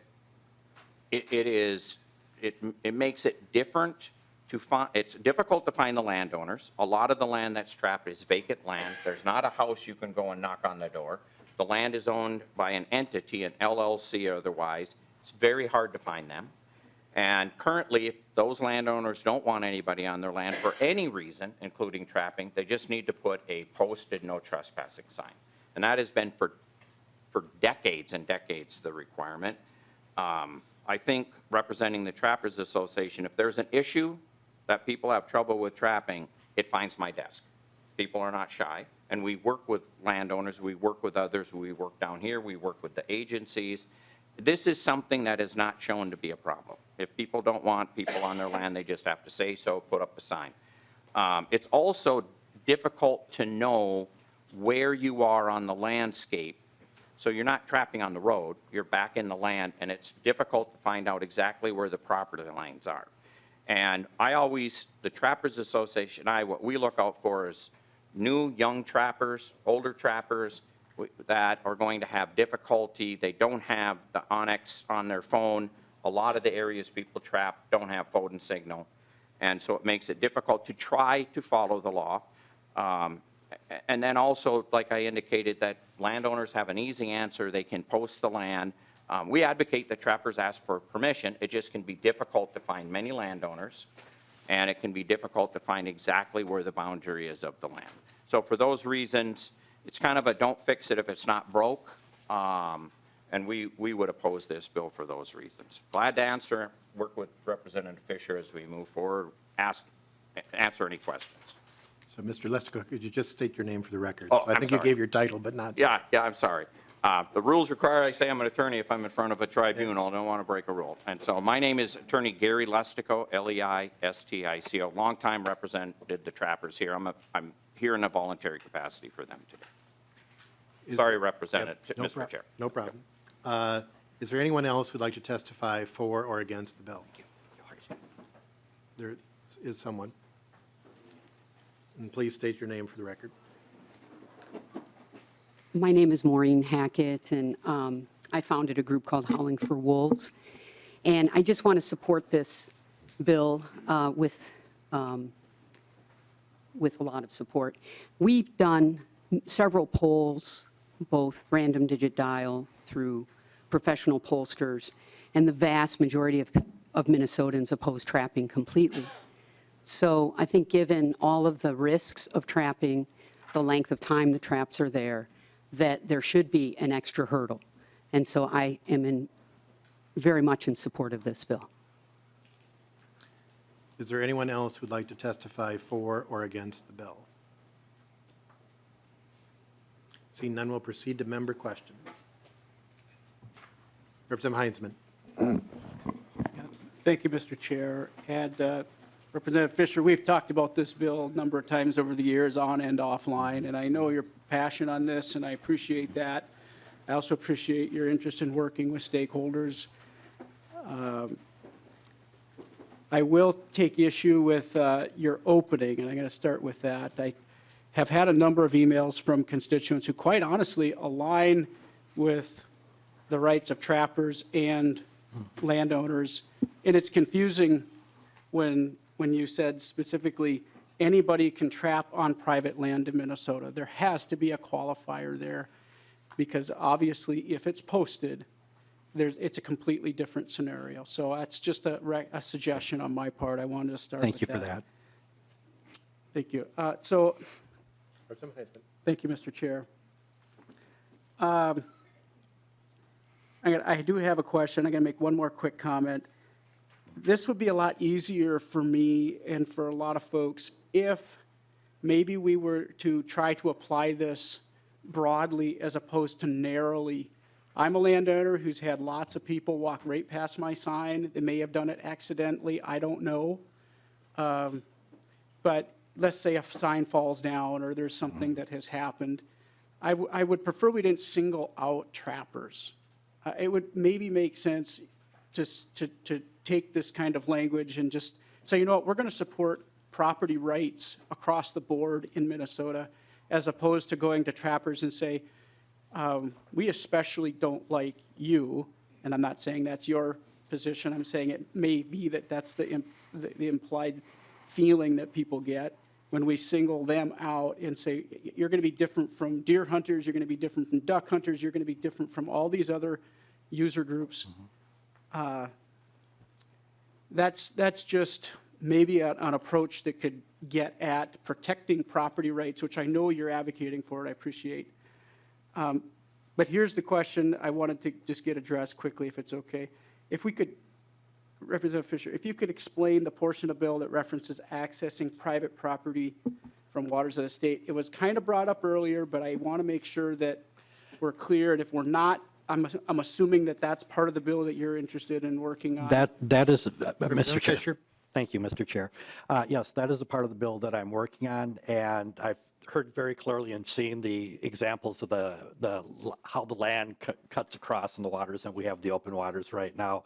It's an area I want to work on, and part of the reason why it's been so difficult is because when I first saw it, it's kind of, oh, this should be pretty easy to do. until I was driven home when I was visiting some friends of mine who have got property that goes out extensively onto public waters, and for hundreds of feet, it's very heavily cattails, reeds, and everything else, and they're letting their dogs run back and forth. I said, do you know, because I could see the muskrat houses out there and everything else, I said, you might have traps out there. And they just were horrified to think that their dogs be walking out. And the reason I say it's in the public waters area is because it's part of the year, it's got the water up high, it's below the high water mark. And so I was kind of like, you know, if I was one of those folks, I would not have thought of it and just let my dogs run back and forth, not realizing that there are traps out there. You know, and this is the thing I'm wrestling with, trying to figure out how do we address this problem so that people can feel safe about letting their dogs run straight out from their property and come back. And it's something that I'm willing to work with. I've been talking to the department on, I've been talking to others. And that's why I'm saying is I can see the issue around there and trying to figure out how do we work it to make sure that it's fair to people and people can feel okay letting their dogs go. And at the same time, still respect the public waters access that we do have. Representative Heinzman. Thank you, Mr. Chair, and thank you, Representative Fischer. That's helpful. I appreciate that. I will mention one more thing, and I have a question related to it. But as we're talking about people letting their dogs go, I'll just tell you, coming from a part of the state where I see lots of negative interactions with livestock and with other problems with people letting their dogs go. And where I'm from, people are very careful about that period because that's a dangerous thing. And if there's, and I have the Paul Bunyan Trail coming right through my property. In fact, it splits it. I have 11 acres on the other side of the Paul Bunyan from my farmstead that we share with my family members. There's a lot of cases where folks are coming into an area and all of a sudden that dog is off leash and gone and coming into my property, and all of a sudden my horse is there and I'm scared to death the horse is going to kill the dog, or vice versa. There's going to be other negative interactions. So I don't want to encourage the idea of people letting the dog go, because up where we are, that's risky, not just to the dog, but also for those who have livestock or other potentially negative interactions. But the question I had, like I said earlier, we've seen this bill, Representative Fischer, here in this committee on a number of occasions. I don't know that we have a Senate author again. What are you seeing this go around? Representative Fischer. Thank you, Mr. Chair, Representative Heinzman. I've had bills go through and get into law at the end of the day which have never had Senate authors before. So it's one of the type things is what I'm looking at is getting the wording on this, getting it passed on to the register and see what happens from there. The bill is being laid over today. That is We correct. have the opportunity to work with interested parties. Representative Lislegard and then Representative Gilman. Thank you, Mr. Chair, and to Representative Fischer, I don't agree with your position. I want that on record. I want to address, the lady who came up in support of your bill, the wolves. That's another conversation that we can have for a different day, I'm hoping. Because we have serious issues with that. I wouldn't be worried about traps. I have a friend of mine that they were walking on a trail up by Representative Scraba's area, and he knows exactly the story I'm going to say, that a dog was attacked by 3 wolves right in front. So we're worried about we're trying to stop trapping, and the people that support the wolves, we're watching the wolves eat the dogs, and you're worried about it falling into a trap. So I think it's a much bigger conversation. I don't support this bill. I think you're a good man and you believe in what you're doing, but I am adamantly opposed to it, regardless if you fix the language. Thank you, Mr. Chair. Representative Gilman. Thank you, Chair, and thank you again, Rep. Fischer, for your willingness to talk last year about this, and then along with this year, meeting again, and then also meeting with the trappers and just understanding. So I'd just be curious if folks in the room are getting emails right now to oppose or support this bill. I know that I've been inundated with phone calls and emails and personal stories on how trapping has been a cultural way of life. it's also been, it's been in my family for years. I know back in the day, my husband used to, buy goodies for the weekend based on trapping. So there's a lot of cool things that happen with being out in nature, and I love that we have opportunities. And one thing I want to say as a hunter myself, and is that we first do go ask for permission. Law-abiding citizens do go ask for permission, and again, just understanding part of the language that we might be able to fix. I still don't think the bill will be where it needs to be to not infringe or, to set apart trappers versus folks that are fishing with their lure dragging across the bottom or duck hunting, different things like that. There's all kinds of things that I would hate to have them be singled out. And our youth need to be able, there's physical activity. They have to check them twice a day. They're out there moving around, and so I'm just concerned about the nuisance animals and what it will do to, like muskrats, for example, love to burrow in the banks. It erodes shorelines. I'm really concerned about the health of our lakes, all the things, our investments that we do make in having clean lakes and opportunities to do all the things that we love to do here in Minnesota, that if we take away or make it harder for us to have, in my opinion, was just free labor. It's free for us to have folks enjoy the, trapping. So I hope we can, keep talking going forward. Thanks. Representative Fischer, any closing comments? Yes, I want to say thank you for all the input that we've had. I do want to let folks know there's a difference between what is happening with trapping and hunting, is that with hunting, the rifle goes with the person as they go back and forth, where the trap is left behind, and you really can't see that. And that's where there's a subtle difference. I do notice something that has been an issue. I know that back in 2015, that a letter went out to Tom Bach, Speaker Bach, Senate Majority Leader Bach, and Speaker Dowd at that time, where 1,000 people signed on expressing concerns about the fact that it's not safe for dogs out there and trying to do more in the trapping situation. I don't want to eliminate trapping. I want to make sure that still remains out in the landscape, but it's being done in a way that people can feel comfortable when they're out with their dogs walking along the side of the road or on their property, and give them the opportunity to make sure that they've got their private rights in there. I think we can find a way to have both occur here, and I'm committed to continue working on it and bringing language back, particularly around the public waters, to figure out how we can fix that in a more adequate way. So thank you for the opportunity. I ask that the bill be laid over. Representative Fischer renews his motion, House File 945 be, as amended, be laid over. Next up, we are going to go, and Representative Kraft has a few minutes. We're going to have Representative Kraft's bill. House File 3320. I will move that House File 3320 be re-referred to the Commerce, Finance, and Policy Committee. Representative Kraft, I believe you have a DE2 author's amendment. I will move the DE2 amendment to get the bill in the form the author would like. Could you describe the amendment? Yes, it gets the bill in the form I would like it. You want me to go through the testimony and my introductory remarks? All those in favor of the DE2 amendment, say aye. Aye. Those opposed, say nay. Ayes have it. The DE2 is adopted.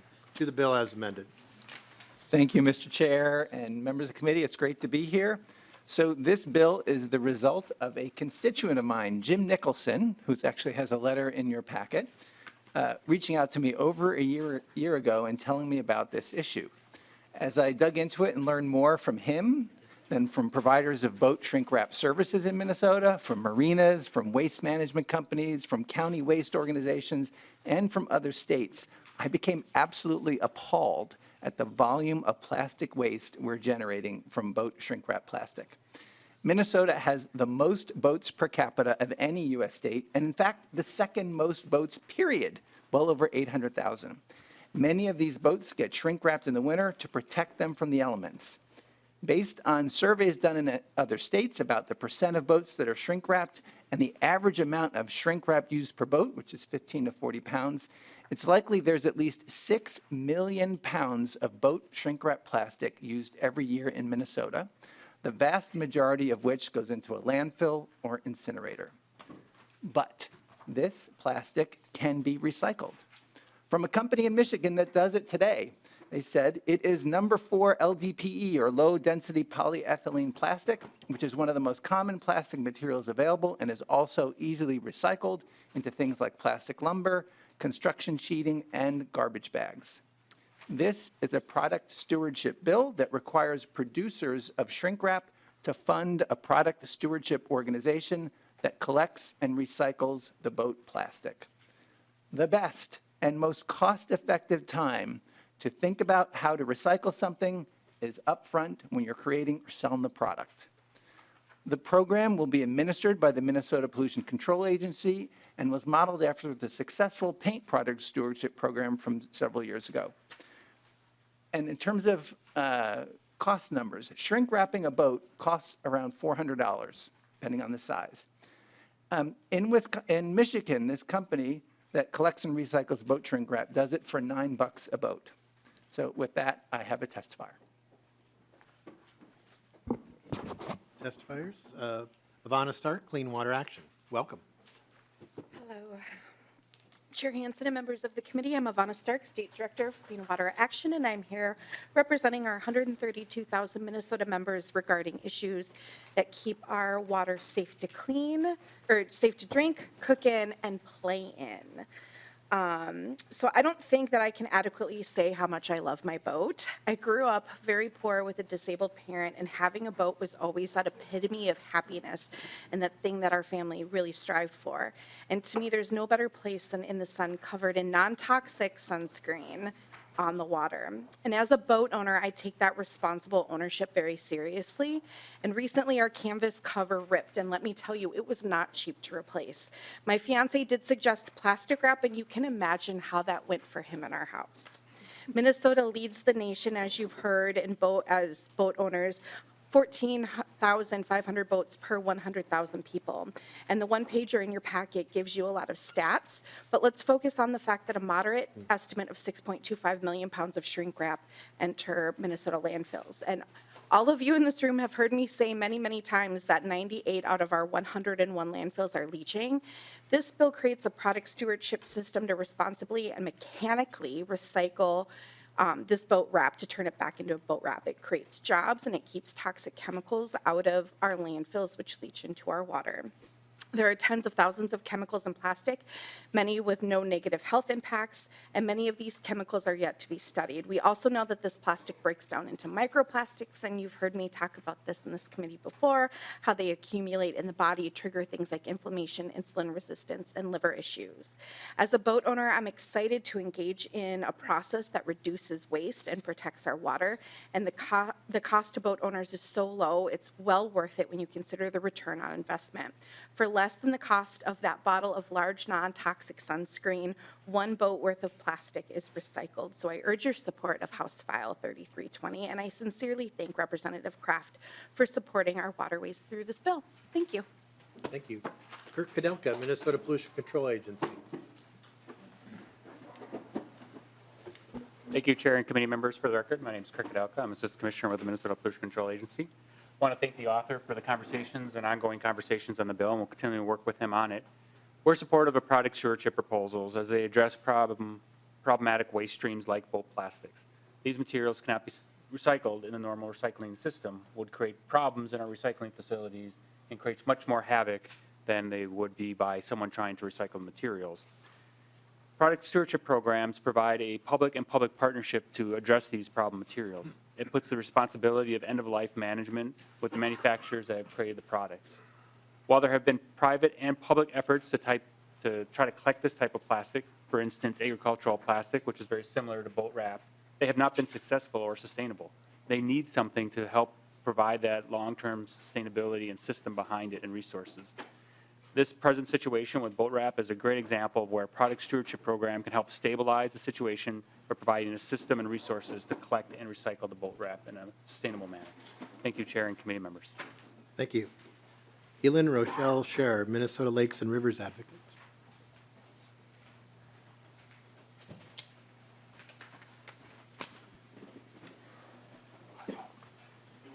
Mr. Chair and members of the committee, thanks for the opportunity to speak. My name is Elin Rochelle Scher, and I'm a Special Projects Manager with Minnesota Lakes and Rivers Advocates. Minnesota Lakes and Rivers Advocates represents lake home and cabin owners, anglers, marina, and resort owners. Over 290 lake associations with about 58,000 contributing members are supporters of Minnesota Lakes and Rivers Advocates. We speak in support of House File 3320 and the creation of a boat wrap product stewardship program. To recap those quick facts, laying out just how much plastic waste is generated by boat wrap in Minnesota. Minnesota leads the nation in boats per capita with roughly 14,500 vessels per 100,000 people. It's likely that 180 to 300,000 Minnesota boats are shrink wrapped every year. A 30-foot boat takes 30 pounds of plastic to wrap. By conservative estimates, if 250,000 boats receive 25 pounds of wrap each, that totals about 6.25 million pounds of plastic waste each year. This legislation is the first step towards creating that product stewardship program to responsibly recycle and reuse boat shrink wrap. Producers will be required to implement and finance a statewide stewardship program that provides for the collection and recycling of that boat wrap. The legislation also sets goals and expectations for tracking progress towards recycling the majority of boat shrink wrap. Like stated, the tech needed to recycle that boat wrap exists in Minnesota. This plant in Minnesota is one of the few and the only in Minnesota that has the capacity to actually recycle plastic films like boat wrap. This bill is a simple and direct step towards curbing our plastic pollution problem. The tech to recycle boat wrap already exists in Minnesota, and the cost of collection and recycling will be widely and evenly distributed among boat owners at a low cost. Thanks for your time. Thank you. Is there anyone else in the audience who would like to testify for or against the bill? Questions from members? Representative Purcell. Thank you, Mr. Chair. Thank you, Representative Kraft. I know in our discussions, we've talked about the plastic wrap that's also used around hay bales. Can you talk a little bit about how that is or is not included in this bill? Representative Kraft. Chair Hansen and Representative Purcell, so it is the same type of plastic as number 4 LDPE. It tends to be a little bit more soiled with the remnants of hay, et cetera, so it's a harder challenge. And so it could be something that we could add to this, but it is not currently included in the bill. Representative Gilman. Thank you so much, Chair. And so just a couple of quick questions I have here. So how many places right now currently in the state can recycle this plastic? Representative Kraft. Mr. Chair, Representative Gilman,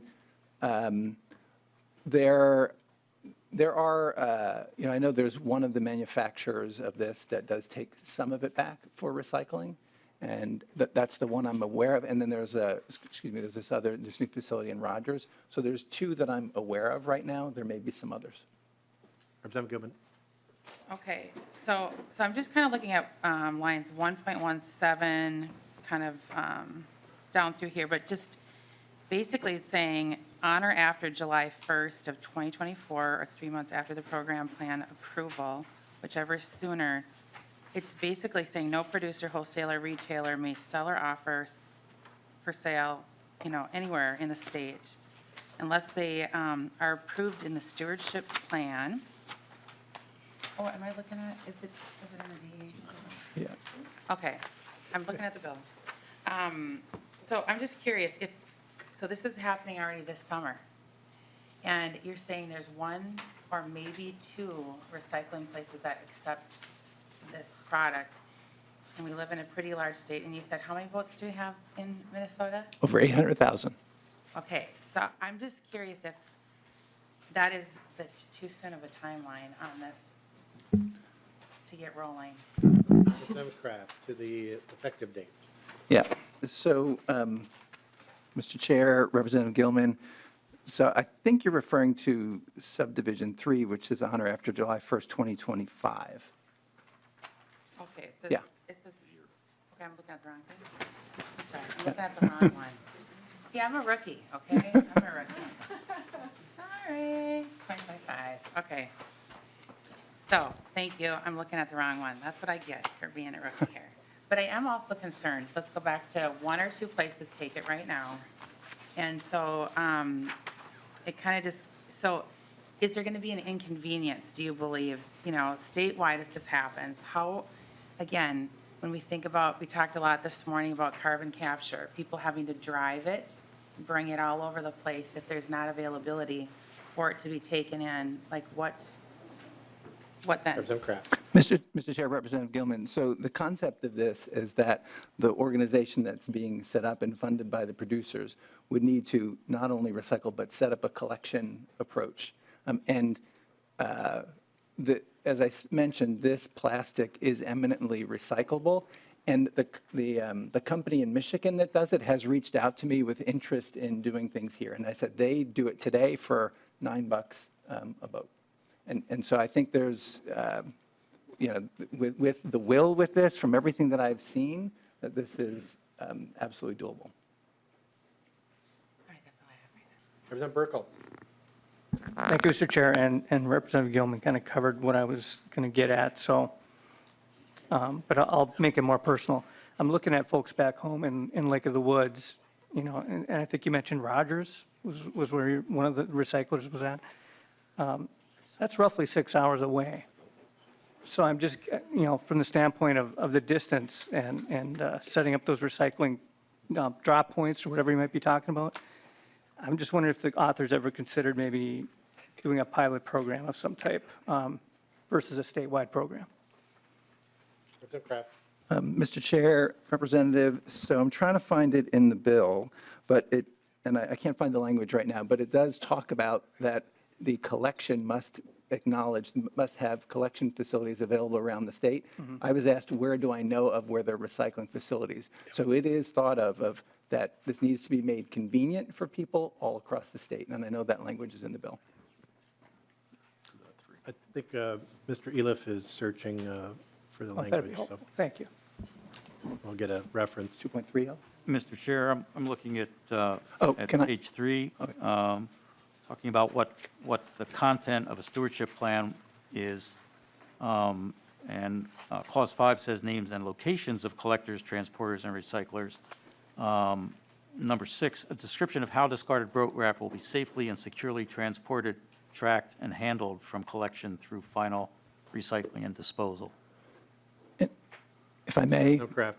also on line 2.30, so a description of methods by which boat wrap will be collected in all areas of the state without relying on end-of-life fees paid by boat wrap purchasers. So including an explanation of how the collection system will be convenient and adequate to serve the needs of boat owners, marinas, and boat storage establishments in both urban and rural areas on an ongoing basis. So absolutely good point, and we tried to have that in the bill. Okay, thank you. Representative Burkle. Thank you, Mr. Chair. So I have a lot of people on the list here, and we've got 2 more bills. So Representative Scraba. Thank you, Mr. Chair, Representative Kraft.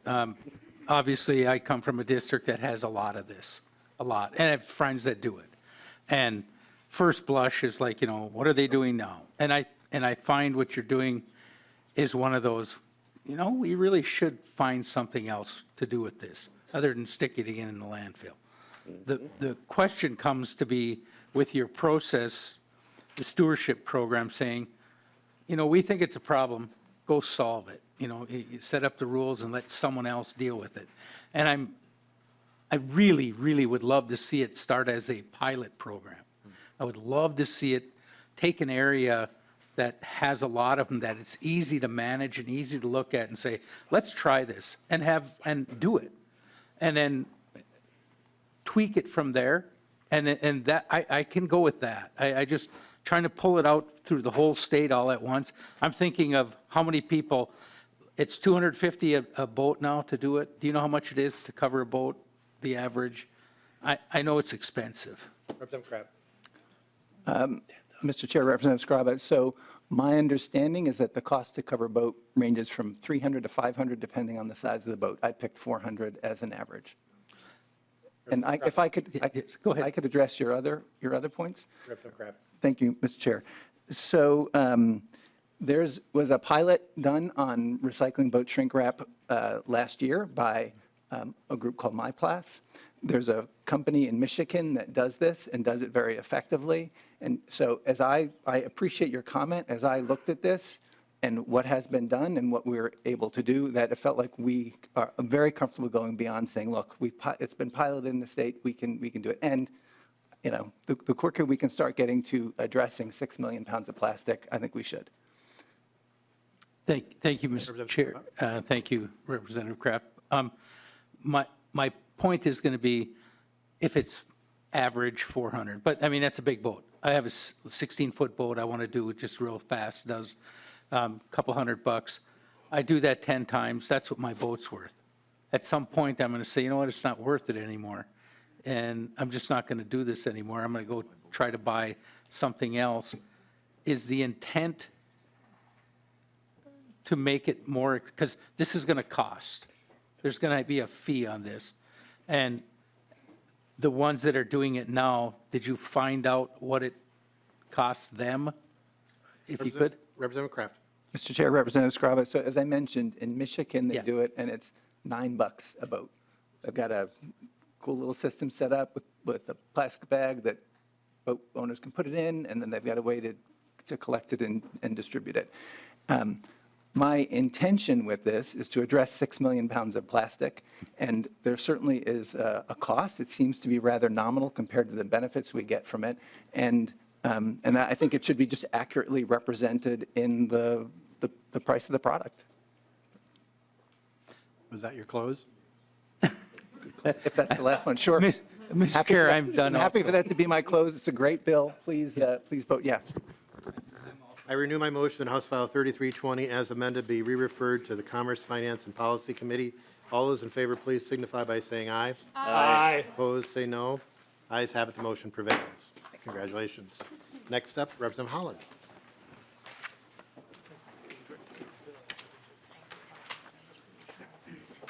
So just before we start, I'm going to limit testimony to 2 minutes each testifier. Representative Jordan. Thank you, Mr. Chair. I move that House File 3566 be re-referred to the Commerce Committee. Yes, Representative Hollins. Thank you. Thank you, Chair. Thank you, committee members. I am truly so excited to be here today presenting this bill. This is a project that I've been working on for the past at least 2 years. And I have to keep to my notes because otherwise I will just ramble forever. Let's get the DE done then. Oh, yeah, I was just going to say, so. Before you ramble, so I believe that you have the DE3 Authors Amendment. That's correct. I will move the DE3 amendment to get the bill in the form the author would like. Any discussion?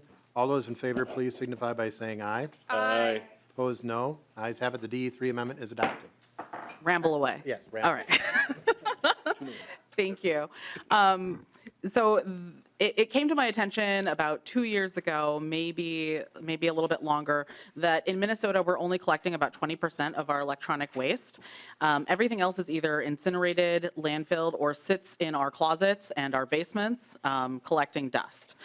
And so we do believe that there are several reasons for this dismal collection number. So the current e-waste bill is from 2007. So it is terribly outdated. It doesn't encompass the entire e-waste stream that we currently have. If you think about what we had in 2007, you'll note that most of us did not have one of these. You know, smartphones came out in June 29th. I think the iPhone was introduced June 29th of 2007. So our statute that we have currently didn't encompass everything that we have now. And if you think about what we have, we've got like earbuds, we've got phones, we've got laptops, we've got tons of electronics that are not covered by the current statute. The current program also relies on charging residents to recycle, and it also relies heavily on tax dollars. We know that when most folks show up to electronics drop-off places, when they find out they have to pay some amount of money, they just say no, and they take their electronics and they walk away with them and either, like I said, stick them in their basement, or they dump them into their waste stream, which is actually really terrible. You can't do that, and for a whole variety of reasons. I mean, it leaches heavy metals into the ground, but also they can start fires because lithium-ion batteries are incredibly flammable, and so there have been whole structures that have burned down because of our electronics being put into our regular waste stream. And then finally, there's just not enough collection sites across the entire state of Minnesota. I am fortunate enough to live and work in Ramsey County, where we have, which is a relatively small county also, but it also has free electronics recycling. But we recognize that that's just not true across most of Minnesota. And while Best Buy and Apple stores will accept electronic waste, the reality is a lot of folks in this room do not live in or represent areas that have a Best Buy or an Apple store nearby them. So the good news is this bill is aiming to get us to 100% collection of our electronic waste. That collection and processing of that waste would generate about 1,700 good jobs. We could recover precious metals that would provide almost 40% of the metals we need for the energy transition. And finally, we can save our state money by extending the life of our landfills, preventing structure fires created by the lithium-ion batteries, and preventing lead and heavy metal pollution from dumped e-waste. So with that, I'm going to turn over my time to my testifiers. First up, Maria Jensen, Recycling Electronics for Climate Action. Welcome, and state your name for the record. Thank you, Mr. Chair. My name is Maria Jensen with Recycling Electronics for Climate Action. A shortage of critical metals jeopardizes our energy transition, metals which could be recovered from our electronic waste. Minnesota annually generates an e-waste stream worth $3 billion, containing all the metals we need for things like solar panels, wind turbines, and geothermal energy products. We can create 1,700 jobs in our state, and effective collection is the first step. In Minnesota, we only collect 20% of our e-waste, and much of the rest ends up in landfills, where it contributes 70% of the heavy metal contamination there. It is time to replace our program from 2007 that sends most of its funds out of state, relies heavily on charging Minnesota residents per item recycled, and relies on Minnesota tax dollars to subsidize its shortcomings. There are three things that we need to fix this collection system. One, an expanded definition. The current program covers TVs and computers. HF 3566 will cover the whole e-waste stream. Two, make sure the cost of recycling is covered before the item is purchased. HF 3566 provides free e-waste recycling for all Minnesota residents by improving the manufacturer responsibility program for our TVs and computers, and by implementing a fee on the sale of electronic devices. And thirdly, by directly reimbursing collection sites for the electronics recycled, HF 3566 provides an incentive to collect more material and sufficient funds to spend on marketing and education to raise awareness among Minnesota residents. This bipartisan effort will save Minnesotan residents tax dollars by expanding the life of our landfills, by preventing lead pollution in soil and water, and by preventing catastrophic fires caused by improperly disposed of lithium-ion batteries. Thank you. Thank you. Tony Quillis, Computer Technology Association.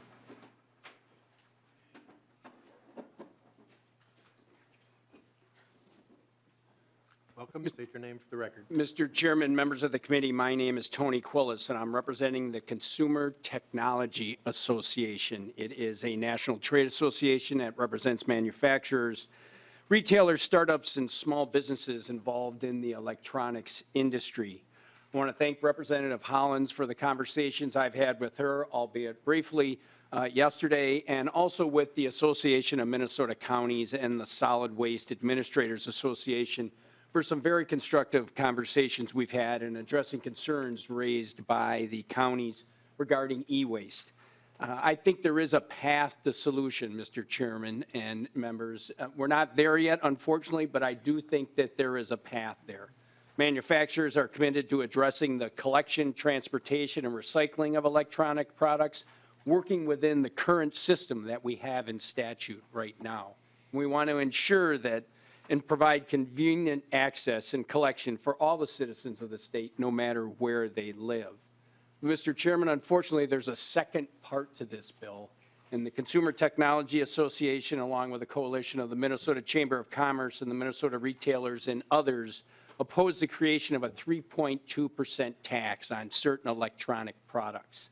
There's also concerns among that coalition of how the products, which products are going to be taxed, how much revenue is going to be raised, and how it's going to work within the existing solid waste tax system and the existing funds allocated by the legislature last year, Mr. Chairman. So I do think there's a path forward, but there are some concerns, especially with the new tax and how the program that would be set up in the second half of the bill would exist, Mr. Chairman. Thank you for your time. Brian Martinson, Solid Waste Administrators Association.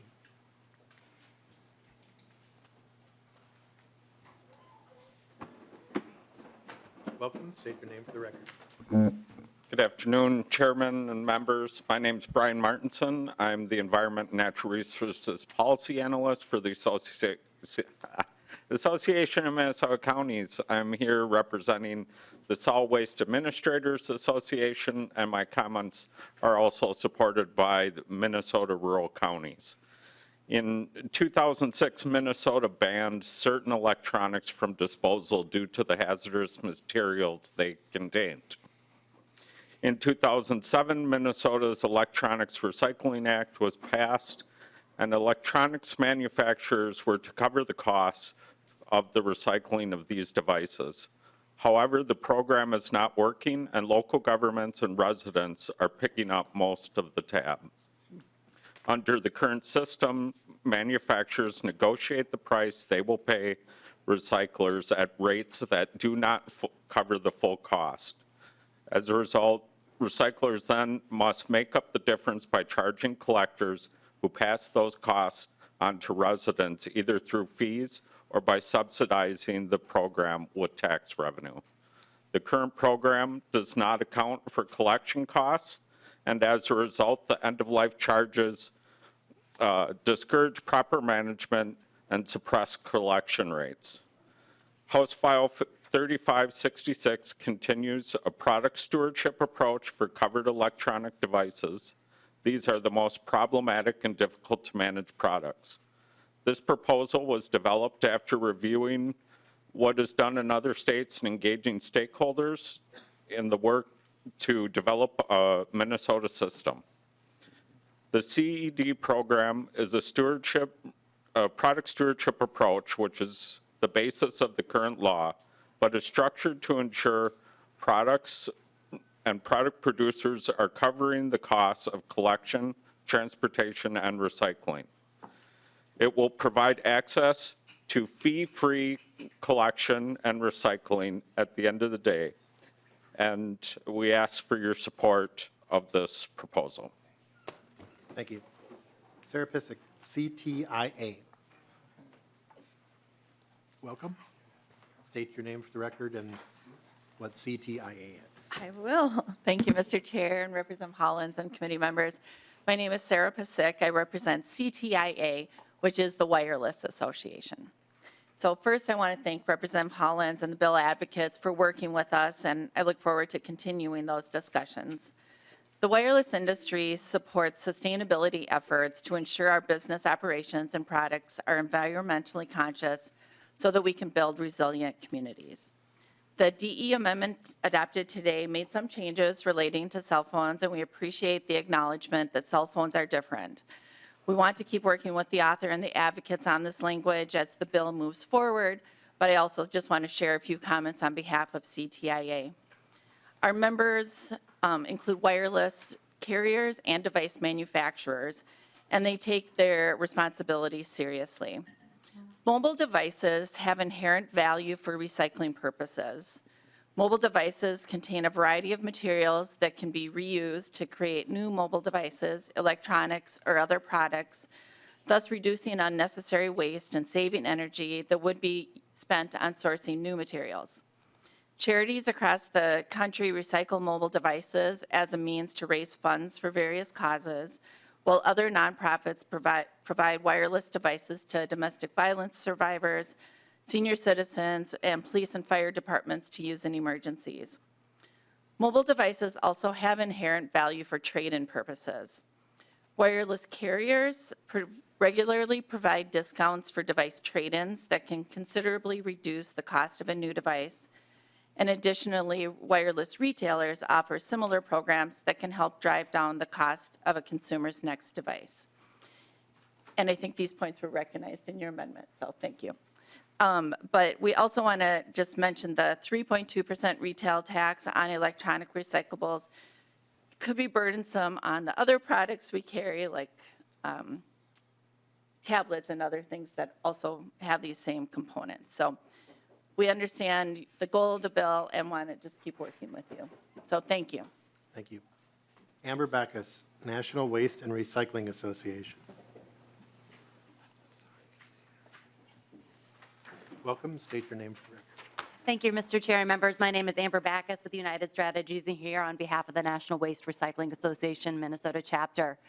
Our chapter supports the structure of House File 3566, which addresses a gap in how to manage problematic materials at their end of life.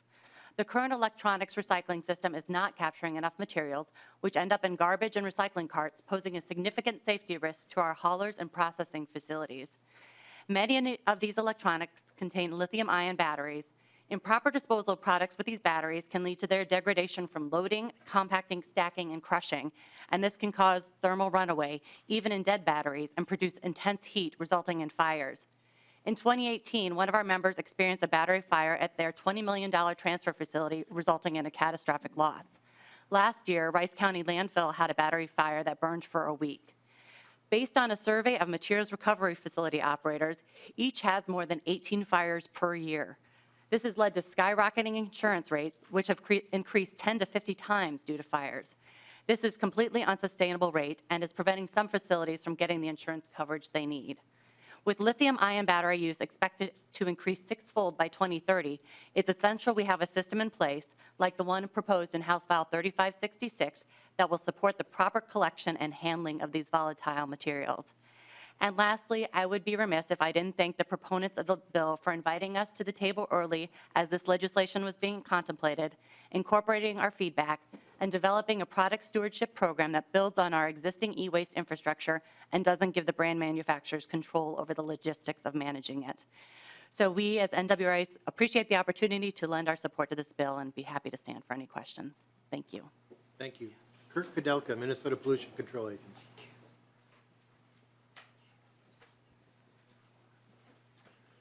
Thank you, Chair and committee members. For the record, my name is Kirk Adelka, Assistant Commissioner with the Minnesota Pollution Control Agency. We just wanted to talk a little bit about the current e-waste product stewardship program and how it's not achieving the goals set out by the legislature.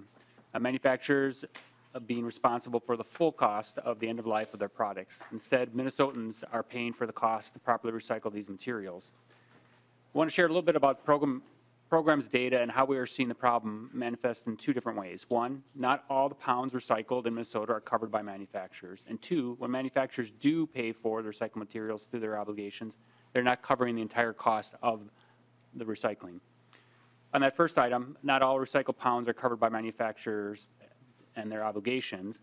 Over the last 4 years, annually an average of 3.4 million pounds of TVs, tablets, and monitors have been recycled and not covered by the manufacturers at all. This represents about 17% of the pounds that are actually recycled and leaves others to cover these costs. The second item, the full cost of recycled pounds are not being covered by manufacturers. In 2022 and 2018, we used data from counties, manufacturers, and other states' programs to determine who was paying for the cost of recycling these materials. With the limited data shared by the manufacturers and recyclers, it's clear manufacturers are only covering about a third of the cost. The remainder of the costs are covered by counties or consumers through point of recycling fees at a county or a retailer, or property taxes by counties are being used to cover these costs. And we see this play out, as others have mentioned, where folks are covering this, whether it's those fees or not. If the e-waste system was operating as intended, counties would not be left with unpaid pounds of e-waste and consumers would not be paying these recycling fees. These costs should and would be covered by the manufacturer of the products with a properly functioning program. We need a solution to fix this issue. Thank you, Chair and committee members and author for the bill. Thank you. Is there anyone else in the audience who would like to speak for or against the bill? Anyone in the audience? We'll move to member questions. Representative Liz Lagarde.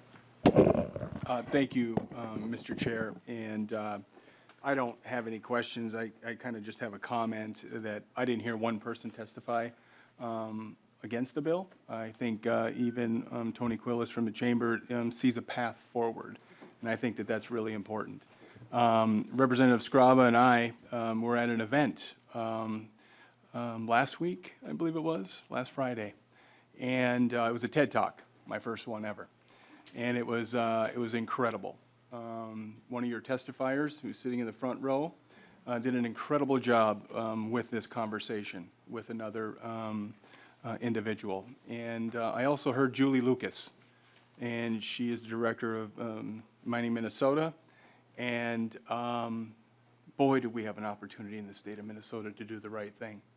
We can lead in recycling, and we can get the very minerals, because in your statement, you made a comment that you only can get 40% of the copper needed, or the minerals needed, for this clean transition that everybody is supporting. And so I would just ask us to look at the bigger picture, and I believe that we can do both, recycle and do responsible mining right here in the state of Minnesota. So thank you. Representative Finke and then Representative Hansen. Thank you, Chair Hansen. Representative Hollins for your bill. This is a great bill. I'm so excited about it. I just wanted to point out how, this problem is very far beyond where we ever should have let it get.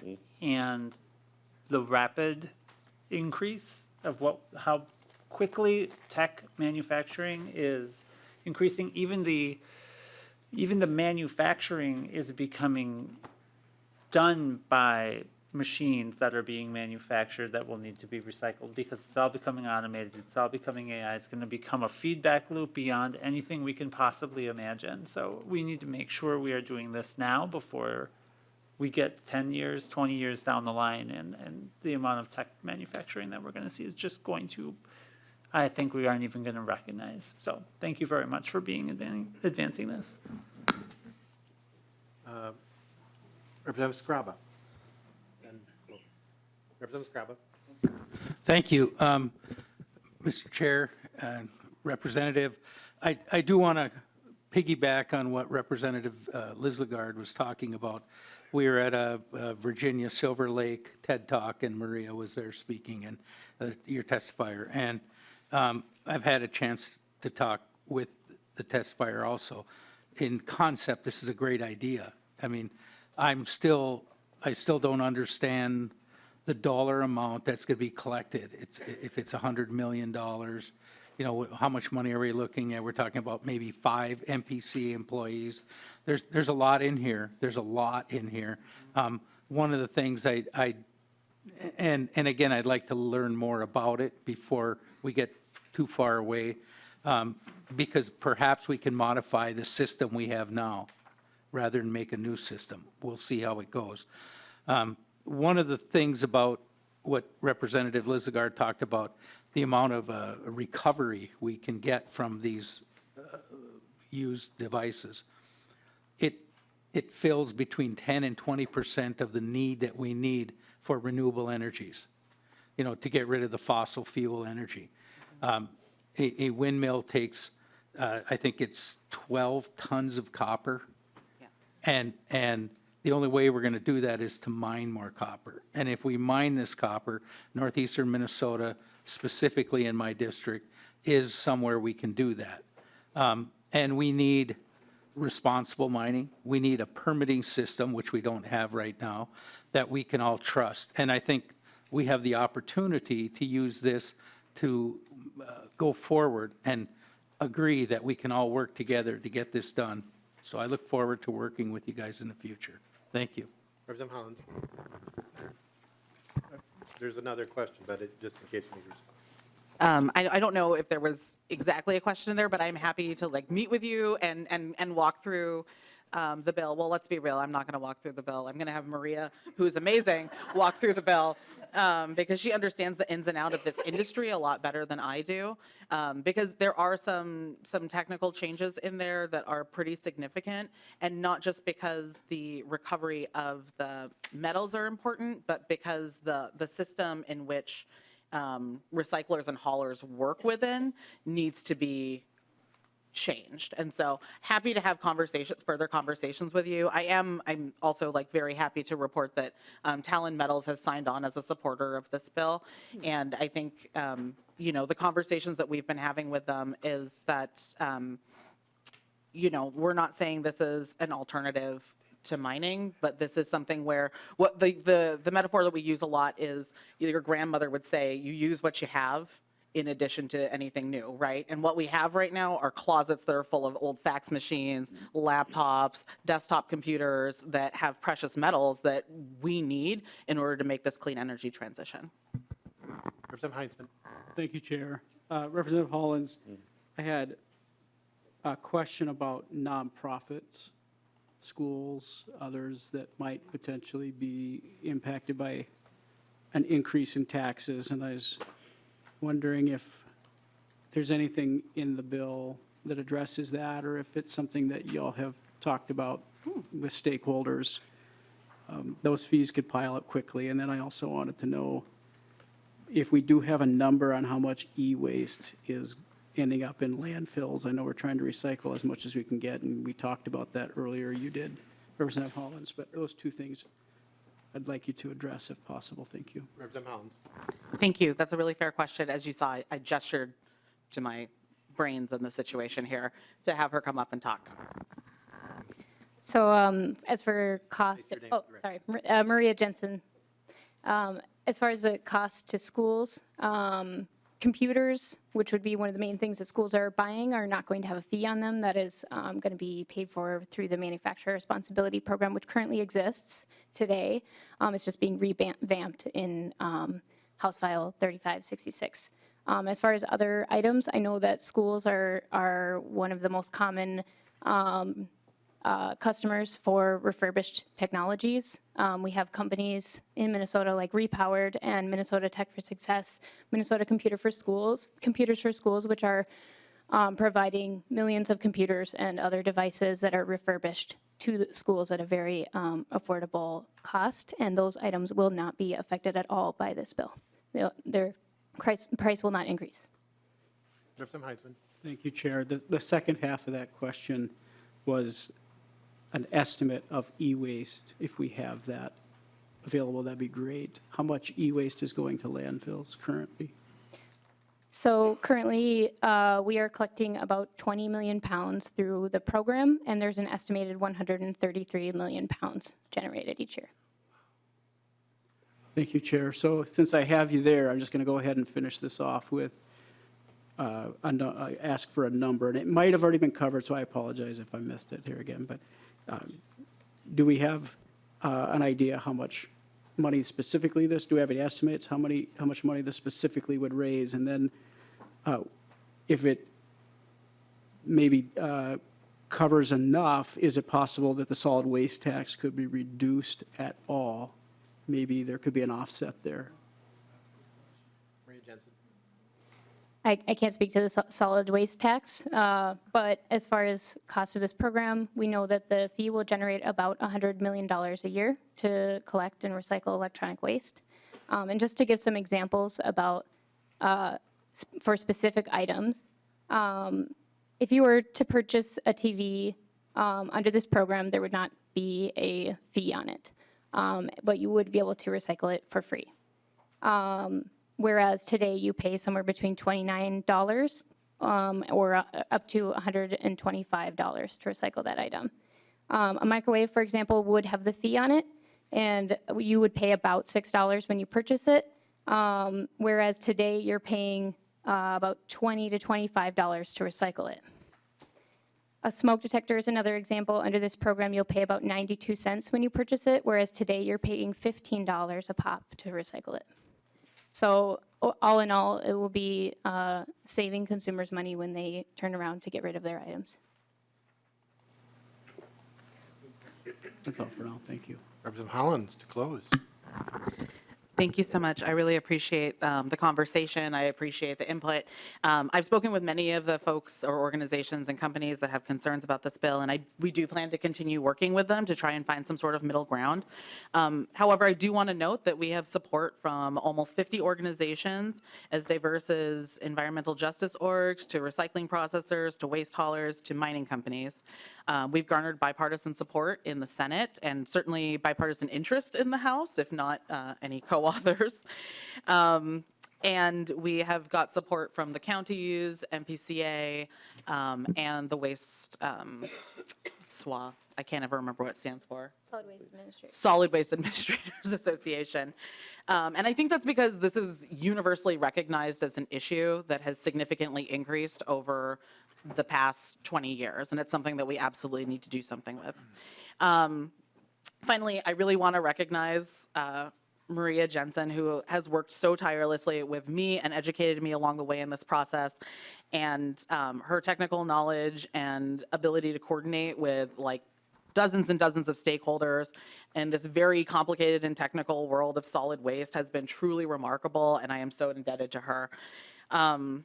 And I strongly support you, urge you to support this bill. Thank you so much. I renew my motion that House File 3566 as amended be re-referred to the Commerce, Finance, and Policy Committee. All those in favor, please signify by saying aye. Aye. Those opposed say no. The motion prevails. Congratulations. We have one bill left.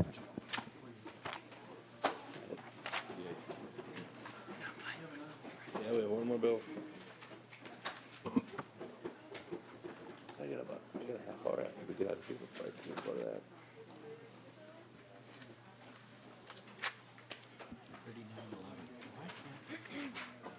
Last bill on our agenda is House File 3911. Representative Hansen, once you have settled down, would you like to move your bill? Settle down.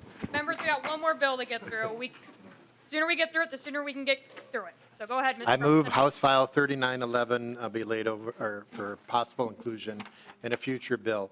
Members, you may remember the historic year last year of investment, and this committee invested significantly, as we have in the past, with broad support for the Minnesota Aquatic Invasive Research Center. Throughout the fall, we became aware of a hiccup in this appropriation where there were difficulties between the University of Minnesota and the Department of Natural Resources. We have raised those issues with both. I have talked with both the commissioner of the DNR and today again with Dean Burr of the University of Minnesota. So in attempting, we've given the parties an opportunity to try to resolve this, and it seems that we have some difficulty. And we have instituted a number of grant requirements, but this is the University of Minnesota and the Minnesota Department of Natural Resources. So we had asked nonpartisan staff to develop a solution, and we had a bicameral effort in doing that, in developing this language. So Ms. Taylor and Mr. Stanley, I believe, in the Senate worked on this language. So maybe if they could just walk through what they're doing here, what they've recommended. Mr. Chair or Madam Chair, sorry, and members, I wouldn't say it solves all the problems, but it does make some steps forward. And I'll clarify with Mr. Mueller in the Senate that I work with, because he handles appropriations over there. First of all, there were some issues with the definition of field work. So on line 4.5 and 4.6 of the amendment, the requirements under the Heritage Enhancement account to spend a certain amount of money on field work were just exempted, and that way that issue would be resolved. And then if you look on lines 4.19 through 4.26 of the amendment, the U was interested in operating under a previous master joint powers agreement they had with the DNR. So this language requires them to use it, but we've since learned that this maybe would create some additional problems. So. So members, as you, Madam Chair, as you may gather, this is a daily changing thing. I would ask, and I do have a testifier, but I would ask the members to look at, we have two different appropriations here, two different sources of money. One of those is the general fund. We have historically, and I did confirm with Dean Burr today, appropriations going from the general fund to the MPCA and other jurisdictions have gone through. So I would hope that maybe, while the Heritage Enhancement has some additional requirements, that while that is being worked on, that at least the contract could be executed, or maybe a separate contract could be executed so that the general fund dollars could be provided as soon as possible to MACERC.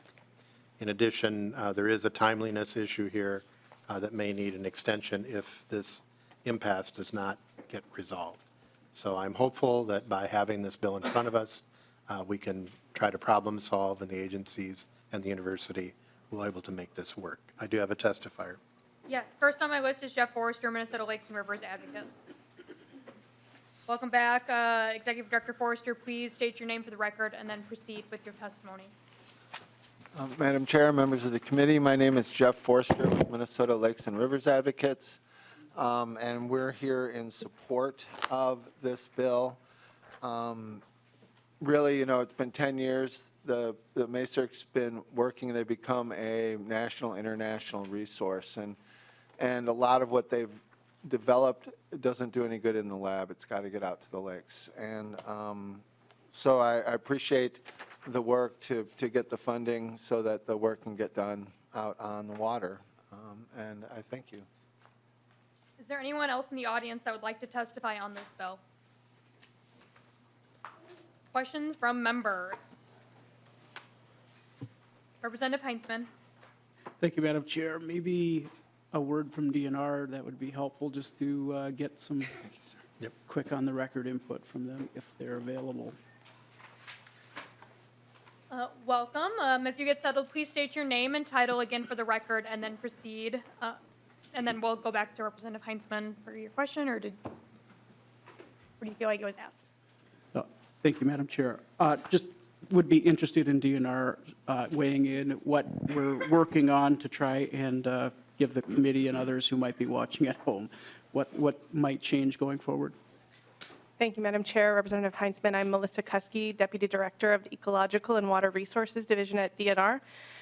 We met with the university this week, yesterday actually, and we discussed most of their concerns and as well as some of the requirements that we are obligated to follow from the Office of Grants Management with the Department of Administration. We are happy to continue working with the university as well as with Representative Hansen to address outstanding concerns. We believe that most of the concerns identified can be addressed through continued grants negotiation, but would definitely defer to the university for any additional input. Representative Heinzman. Nothing further. Thank you. Any other questions from members? Representative Hansen, closing comments, and then can you renew your motion? Thank you, Madam Chair. I would renew my motion that House File 3911 be laid over. I would say we bring this back. We probably do need an extension as the days go by. This is a large amount of money to make sure that it is implemented properly. Representative Hansen renews his motion that House File 3911 be laid over for possible inclusion in a future bill, and the bill is laid over. And with that, members, we are adjourned.